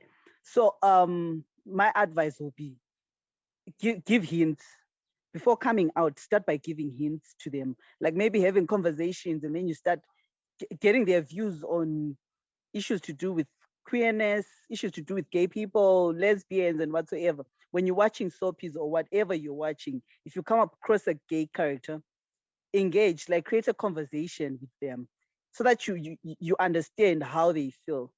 Because sometimes you'd find out that there's no need for you to come out. And then maybe your coming out might affect them. Because I remember there's a friend of mine who came out to their parents, and the parents had a heart attack and they died in the process, right? So like imagine that. So they didn't prepare the parent, right? They didn't prepare, they only prepared themselves to, like, today I want to tell them, and they should feel, they should hear what I have to say, instead of finding out how they would react or how their reactions would affect them. So I think you have to first prepare them, and then you can come out to them whenever maybe you feel it's now time. So yeah. Thank you, Stewie. Gigi, you had a response as well. I would say for it to be a little bit easy to come to your parents, like we don't know what our parents love and like and expect from us. So what I can say is don't give them any reason to use your sexuality against you. Like, for example, let me use my family. They're all Christians. They love church. So if at all, like I was brought up in Zimbabwe, every Friday it's a Bible study. Saturday we are going to the church. Sunday it's the full service, a prayer before every meal, even snacks, like even desserts. So knowing, like obviously getting on my teen life, like my teenagers, I could see the differences. I could see my specialties that I'm not like other kids. So what I would say you have to do something like that. Don't pull back from the your parents think they're good and you have to do. The same way that I found my peace and joy and crisis. Keep it up. I keep it up, and I use the Bible. Get them to read the get them to really understand Sodom and Gomorrah so that they do not misinterpret it. But if at all you do know that they really want to be a nurse, or let's say they really want you to be a police officer, okay, know the law. Like, make them watch films of queer police officers. Like, make them see how queer people are all good. Like, don't use films like Pimp. Don't use Pimp. Don't use Pimp because she was a pimp. Just like the film says. Use films which give in a good way, which sends some good words of queerness, which sends in, like, there's this African American preacher. She's a stud. And trust me, I want you to feel like you're sitting next to Jesus and Angel Gabriel. So somehow you give into like you're sort of paving, you're sort of paving your way that when you come out, they literally have nothing to do. If at all you grew up cooking, doing dishes, God, don't change. If it calls for you to cook 3 times a day, my fellow being, cook 3 times a day.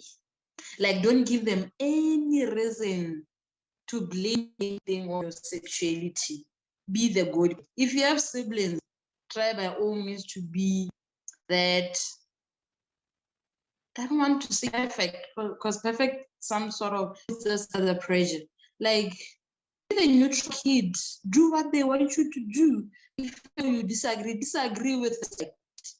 Because most of the time, it's so hard to come out right now with how we made them see us as gay people. Like, for right now, when you tell your parent, I'm gay, but not only I made, hey, you see. So let's try by all means to give them hints with good things. Let's give them hints. Like, even if you get in a shop with your mom, just pick a suit and be like, this is cute. This might look good on me. What do you think? How so? What? That is.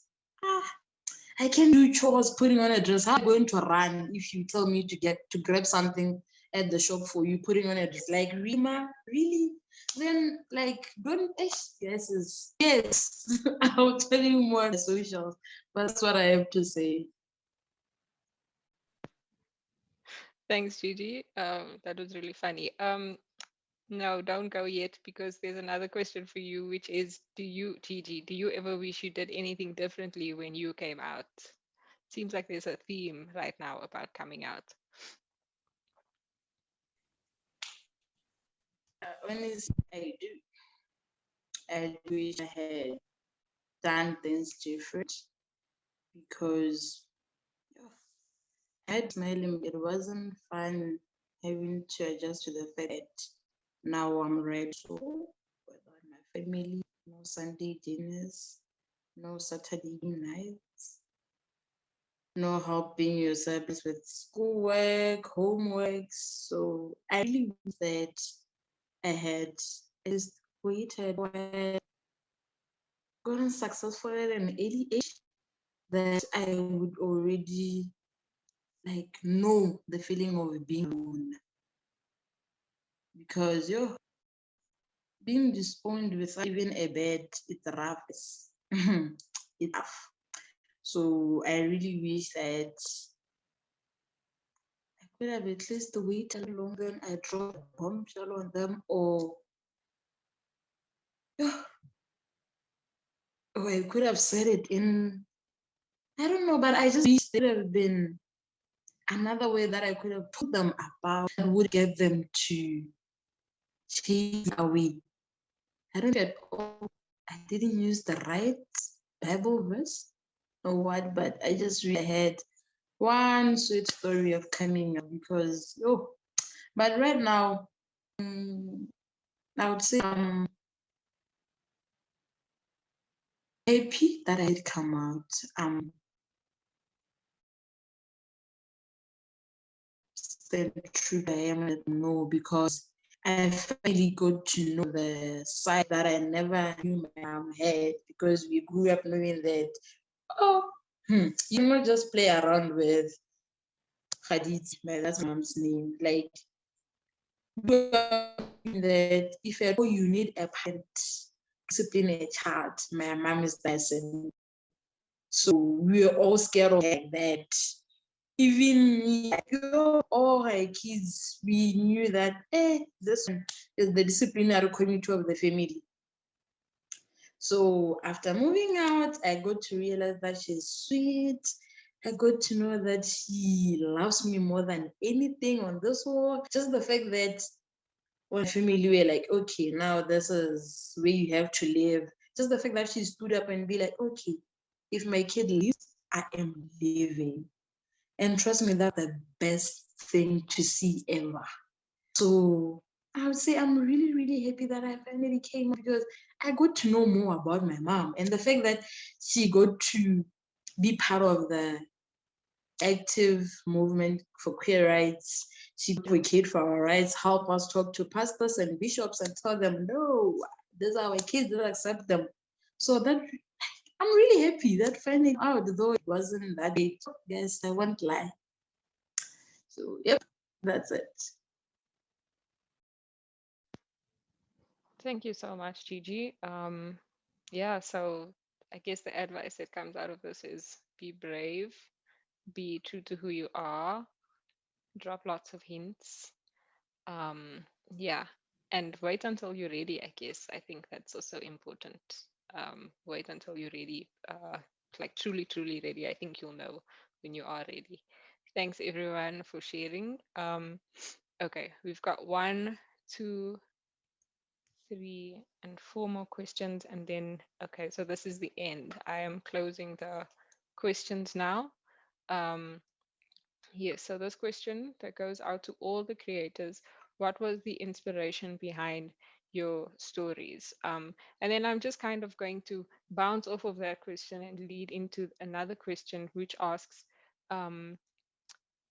where do you draw your strength? The work that you do can't be easy. Where do you get the strength to put together such beautiful content? Thank you again. Thank you, Simangele. Yes, Tsitsi, you can go ahead. Hi, yeah, I'll answer that question. Unfortunately, my video didn't come out the way I wanted to because the pictures, people couldn't see the picture illustrations. But anyway, I was motivated by what's going on. It's a big issue worldwide, the drug addiction, just because people are misunderstood. Sometimes they are forced to do, they look for comfort elsewhere. So I felt that the guys that I interviewed for my video, for my, actually it was a photo essay, these two people, just because they were misunderstood and they were not accepted in society, they tend to drug and alcohol. So that alone, to me, it's a sad story. And there are different ways of listening to someone instead of pointing fingers, accusing them and doing all sorts, or even sidelining them. So I felt that I should approach them and hear their story, because everyone is judging them that they are drug addicts, they are alcoholics, and oh, they're gay, they're intersex, you know. So I had to like sit down with them, dig deeper, and try to know why they took to drugs. So that alone motivated me, and I became someone that they poured out whatever their burdens by talking to me when I was interviewing them. And I think by that, it played a big role into their lives. So also telling their story, and maybe someone will have a listening ear, and also, you know, come in to help them. That was my big motivation, and just to change the world around us as intersex people. Thank you. Thank you, Titi.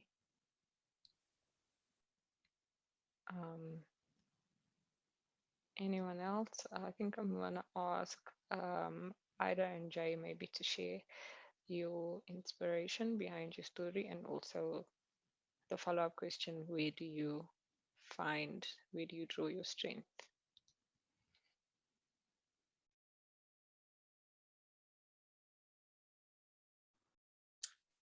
Hey everyone, I'm Sunray. Ida will be here in a second. Thank you for the question, and thank you Iranti and Jade for this amazing opportunity to create this work. Definitely, I would say just even being a part of a group like this, it shows how we get our strength, because we learn so much about each other and we meet so many new people that make us realize that there's so many of us. There's queers everywhere. Who are we to think we're alone? Yet we all have the same universal feeling of feeling so isolated and alone sometimes. So definitely for me, I draw a lot of my inspiration from wanting to make sure that no other queer person has to feel that low that I know I felt myself, and to create work that can help lift us all up, that we can all be left a little bit better after engaging with content like that. It's a very important part of why I make the content I make. Would you like to share, Ada? The question is, where do we draw our inspiration from and our strength from? Okay. Hi, everyone. Thank you so much for a beautiful screening. Like I mentioned in our documentary in Limvenda, and what inspired me was to research more about the individuals that have existed who are queer, that go by undocumented, or rather they're not taught, in lessons at school. We don't know these people. We only found out about them through doing our own research. So I think it was important for us to share more information and insight on where queerphobia and homophobia started. And yeah, it was yeah. That's all I can say. we really we have to be strong for each other and for ourselves, because sometimes it can really feel like nobody even cares about you. Nobody even cares about your experience, especially in this world we live in. And that's so unfair. That's not fair to anybody. And I just pray blessing and favor over every single one of you who are even hearing these words. May every blessing be bestowed upon you. May your heartbreak be healed. May you be nourished. May you be catered for. May you be loved on. May you be adored, because you are worthy of that. So thank you, everybody, for being here. Thank you, everyone, for being proud to be who you are. And for whoever is out there who is still afraid, don't worry, babe. You are gonna be okay. Don't force yourself or push yourself to be out in a situation where you could be in danger. Please put your safety first and foremost. And know that there's queer elders that will support you. That even if your family doesn't support you, there will always be a community of queer people who will be ready to support you, and that you are really loved. So that's really what I can share. Thank you guys so much. Thanks so much. And thanks to both of you for always coming through with like the good vibes and energies, and for always having a good word at the end of it. I think it's very much appreciated amongst all of us who've been in the process since the beginning. Yeah, thank you so much. Okay, I've got 1, 2, 3 questions here. Okay, we'll go through them real quick. So the one, it's coming back to the one about Bilius's film. I picked up on the idea that everyone should be free to do what they want. I don't think this is how we fight for queer rights, often because we focus on other arguments. Does anyone have experience arguing that queer people are valid because people should be free to do whatever they want? And is there more success using that than using other arguments? So again, I'm just going to open it up to anybody to answer. Unfortunately, Willie is no longer on the call, so they can't speak to that.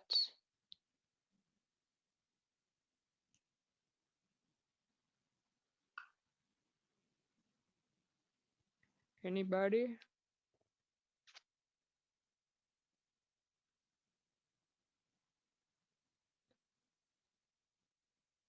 Sorry, Jed, is it okay if you repeat the question? Yeah, sure. Yeah. I picked up on the idea that everyone should be free to do what they want. I don't think this is how we fight for queer rights, often because we focus on other arguments.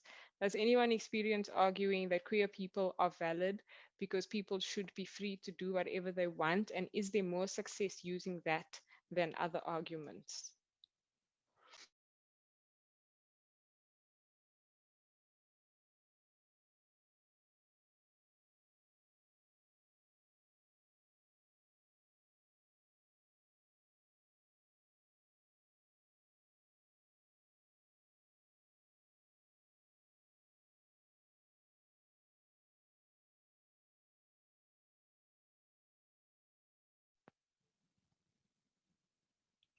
I mean, I can't answer because I don't think I have that experience, unfortunately, or Yeah, fortunately.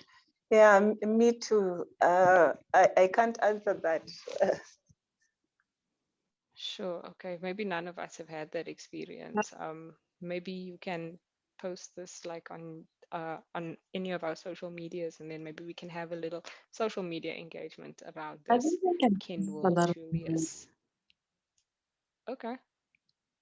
I think I can try to answer it looking at the dialogues that we have heard. Like there's this ongoing dialogues that we are having. Oh, okay. Let me turn on my video.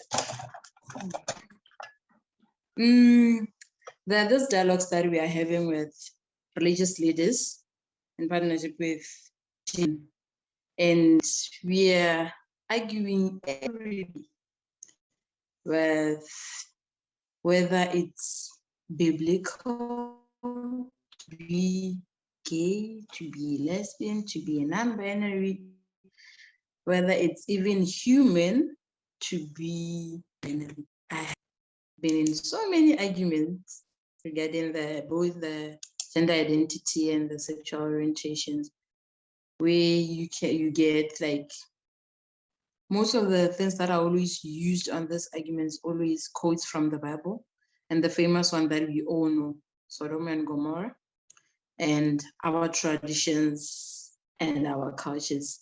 The only three elements that are always used to attack the existence of queer people, because you'll be like, for example, in my tradition, I'm supposed to be putting on skirts right now, a scarf on my head, and most probably a red lipstick.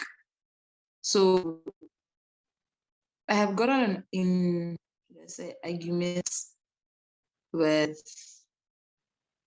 age mates who are heterosexuals, trying to make me see how being queer is wrong.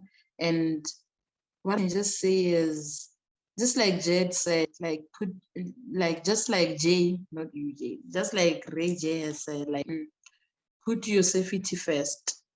In all arguments that you may come across, try at first to, if at all it's a dialogue or you're having an argument in church, try to understand the atmosphere of that room first. Try to understand the environment, familiarize with it.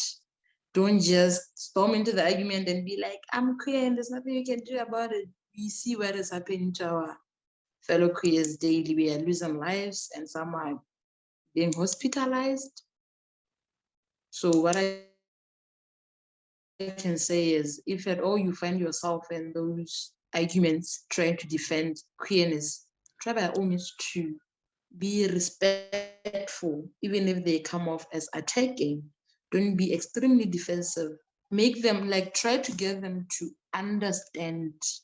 And if it's hard for them to understand, try to get them to tolerate, though we are not asking for tolerance, but try to get them to tolerate their existence, hoping that with time they'll finally get to fully understand.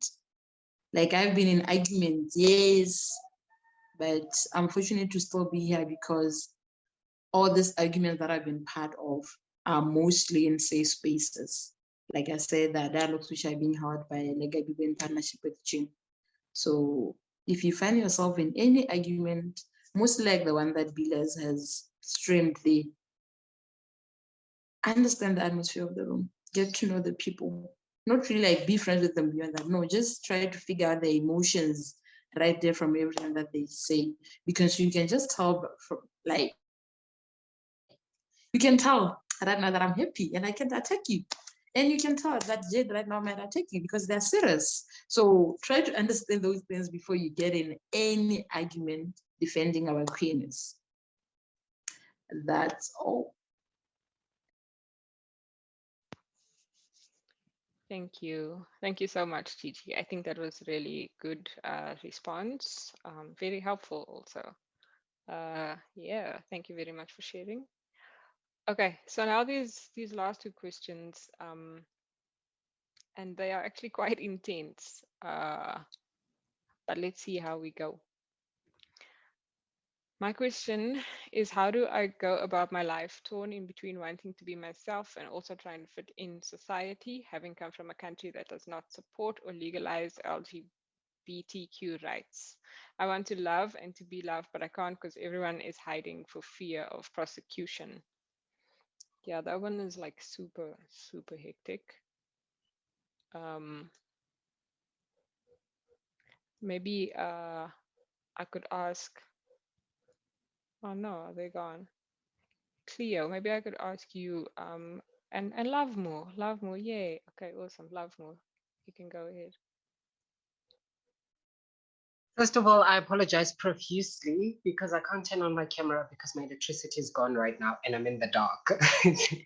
But I think the answer to this question will also touch base onto the previous question as well, right? I think it's very important for the community at large to prioritize safety over visibility.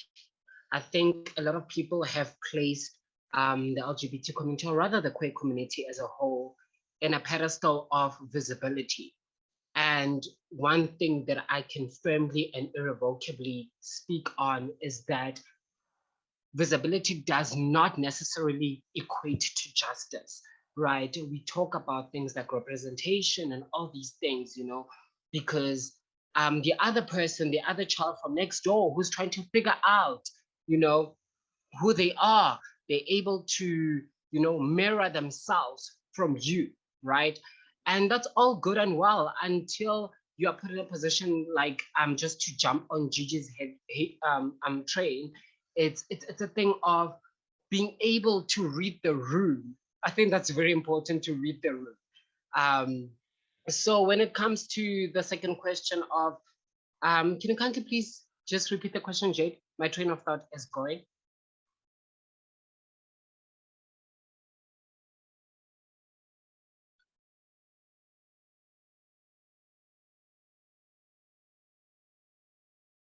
You are muted, Jade. Oh, sorry. How do I go about my life? I'm torn in between wanting to be myself and also trying to fit in to society, having come from a country that does not support or legalize LGBTQ rights. I want to love and to be loved, but I can't because everyone is hiding for fear of prosecution. Yes, I think my previous answer touched base on that. It also answers that question. I think it's very important that as much as we understand being your truest self, you know, I've never been a person who is firm and very much involved in the term of being in the closet or not wanting to come out. I just believe you really step into your power because it's a power that really systematic oppressions have really been stripping you of, right? So when it comes to that, it also speaks on the systematic oppression of living in that particular country. So if it means that you have to prioritize your safety, it does not make you lesser than of who you say you are and who you are, right? So I think that's very, very important that we actually encourage people to understand that you do not have to put yourself into this particular box of saying, okay, I'm going to, for example, I could say I want to look like Laverne Cox as a trans woman, right? And Laverne is in America, I'm in South Africa. Do you understand? As much as we also experiencing our own things there, things also in America are very extreme. So there's also that disparity and also just trying to understand the presence of the systematic oppression that exists within your country. So you can prioritize your safety more than your visibility. Because if we go into constantly tell people that, you know what, you must prioritize your visibility, or we're shaming people, as a matter of fact, because that's the reality within the community where somebody is being boxed as being in the closet, right? And we do not understand the extent of them actually doing that. It's a thing of really just trying to prioritize their own safety, and not only safety from, you know what, the government or the policies, but also within the family structures. As I was watching the films, as a matter of fact, it was really just disheartening, but also like encouraging at the same time to know that, you know what, we constantly feel like we're alone. I don't remember who actually touched base on this, that actually you would think that you're alone, but there's, you know, a lot of people that are around you, right? And I think that is beautiful. That is beautiful. But at the same time, we need to also remember that we are existing beings. We're existing beings. So you trying to take different ideologies is all good and well and being fed into you. But at the same time, when it comes to prioritizing your own safety, it's also dependent on you as a person to say that, you know what, I am willing to actually, you know what, right now, I'm going to dumb down my womanhood here. It's something that I do in South Africa, which is one of the countries that has, in inverted commas, the best constitutions in the entire world. I'm able to navigate spaces where I say, I can go into the space dressed like this, wearing this, but I cannot go into this particular space like that. And it does not make me less of a woman. It does not even strip me of my womanhood, but rather it's a thing of me prioritizing my safety. As much as it could literally make me feel dysphoric and everything that I could be feeling in that particular moment, I think it's also very important for me to understand that people like myself are being killed in this country. So yeah.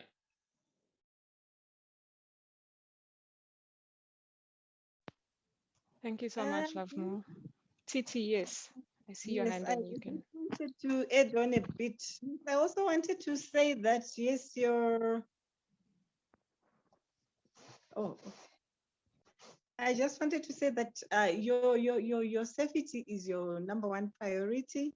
We also have faced the same as you know, living in a country where you can't express yourself.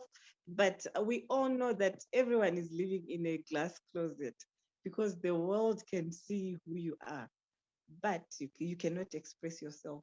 So I would advise you to, like, if the space permits, be who you are. At the end of the day, it's your life, and life is just too short. But at the same time, it's too short to put yourself in danger, to entrap yourself. So my advice is that if the space permits, yes, you can be who you are. If it doesn't, don't attempt to do things. Don't try to be brave, because your life matters, and you have a lot that you need to contribute to the world. The world needs you. The world needs your knowledge, your brains, and everything. Uh, at the same time, try to live a positive life. Don't look down on yourself and everything. And don't always be conscious. If you're aware you're not accepted, don't always be conscious of who you are, that you are supposed to hide from society. But be somebody who is, try to be confident, and try to not, I don't know if fitting is the right word, yeah, but do try to be that. Just try to be positive. Bring positive energy to yourself, and you'll see you make your life easy. Yeah, it starts in your mindset, what you think, and you know, what you allow in your mind. So try to seize the battle in your mind. If you seize the battle in your mind, it's going to be easy. The energy that you're going to, like, to distribute everywhere. You'll see people starting to accept you, and maybe even, you know, accommodate you, and even speak about your sexuality. They'll start the conversations, and they'll even fight for you. Yeah. So that's what I sometimes do. Thank you, Titi, as well. Thank you very much to Love More and Titi. So yeah, first and foremost, make sure that you are safe and also remain true to who you are. Be the most authentic version of yourself. That's super important. But yeah, be safe. Okay, so there's one last question in the Q&A box, and then if there are any other questions that anybody has, the social media handles of all the contributors are in the chat, and then there's also, if you want to contact Iranti, you can contact me, Jade, at iranti.org.za, and we can continue the conversation over there. But there is this one last question that came through much earlier, and we do need to move towards closing. So I'm just going to pose this question to anyone who's left here. I suppose it would be, yeah, the sort of the more towards the GNC, NB, and trans people. How can I get my mother to understand my pronouns? That's also a bit of a tough one. I personally am still struggling to get to that stage in my life, so I can't really speak to that. But yeah, okay, love more. Yes. First of all, Jade, I wanted to ask, is there a name of the person on the chat box? And if there's nothing, Not in I this think, one, no. yeah, I think first of all, it's very difficult, and especially in African countries in particular, and very deeply rooted traditional and cultural countries when it comes to the language, right? The language as well fails us completely. It totally fails us. I'm thinking about myself in particular as somebody who's born into a Xhosa household. There is no words for queer. There is no words, but rather derogatory terms, rather to describe your queerness as a person, right? And so when it comes to explaining that, I think there's a limited parameters that are, or rather borders that are enclosing that, because parents will try by all means to bring the cultural and traditional teachings into play to try to understand where you're coming from. Do you understand? That's why I think it would be very difficult for me as a Black trans woman in South Africa who happens to be Xhosa to speak for a white trans woman in particular. You understand? Because the terms, to be quite honest, that we are using are very colonial based. So once we start coming into our own spaces, or rather our own households, and talking about, you know what, oh, queer this, queer that, they do not have the language for that. And it's not something that I think should be put on the parents or rather the family at large, but rather we need to acknowledge that the language is really, really failing us. And it's really failing us not only in South Africa, I do believe that it fails us in different aspects. Do you understand? Each and every particular country has its own description of queerness. And most of the time, those people feel like it's a very derogatory term to be describing me like this. But at the same time, they do wear that belt to be like, okay, that's cool if that's how I'm going to be described, because there's been a long-term project of saying people like myself are called this, therefore I'm going to accept that. So I think the main thing is to understand that language is really failing us. But number two is understand also the environment itself. And what I mean by environment is the background of that particular person, because you really can't just throw terms like queer into a person that really has no understanding of what queerness is. Because now also there's a loose translation, and something that I've discussed with a lot of people, and now I'm going to make it personal, where really in the Xhosa community, for example, in South Africa, it's very difficult to dissect and debunk what queerness is because there's no language for it, right? So also being trans, I ask a lot of people, what is trans in Xhosa? Do you understand? And I never get the answer for it, but rather I do have the language for it in English. I do have the language for it in a colonial setting.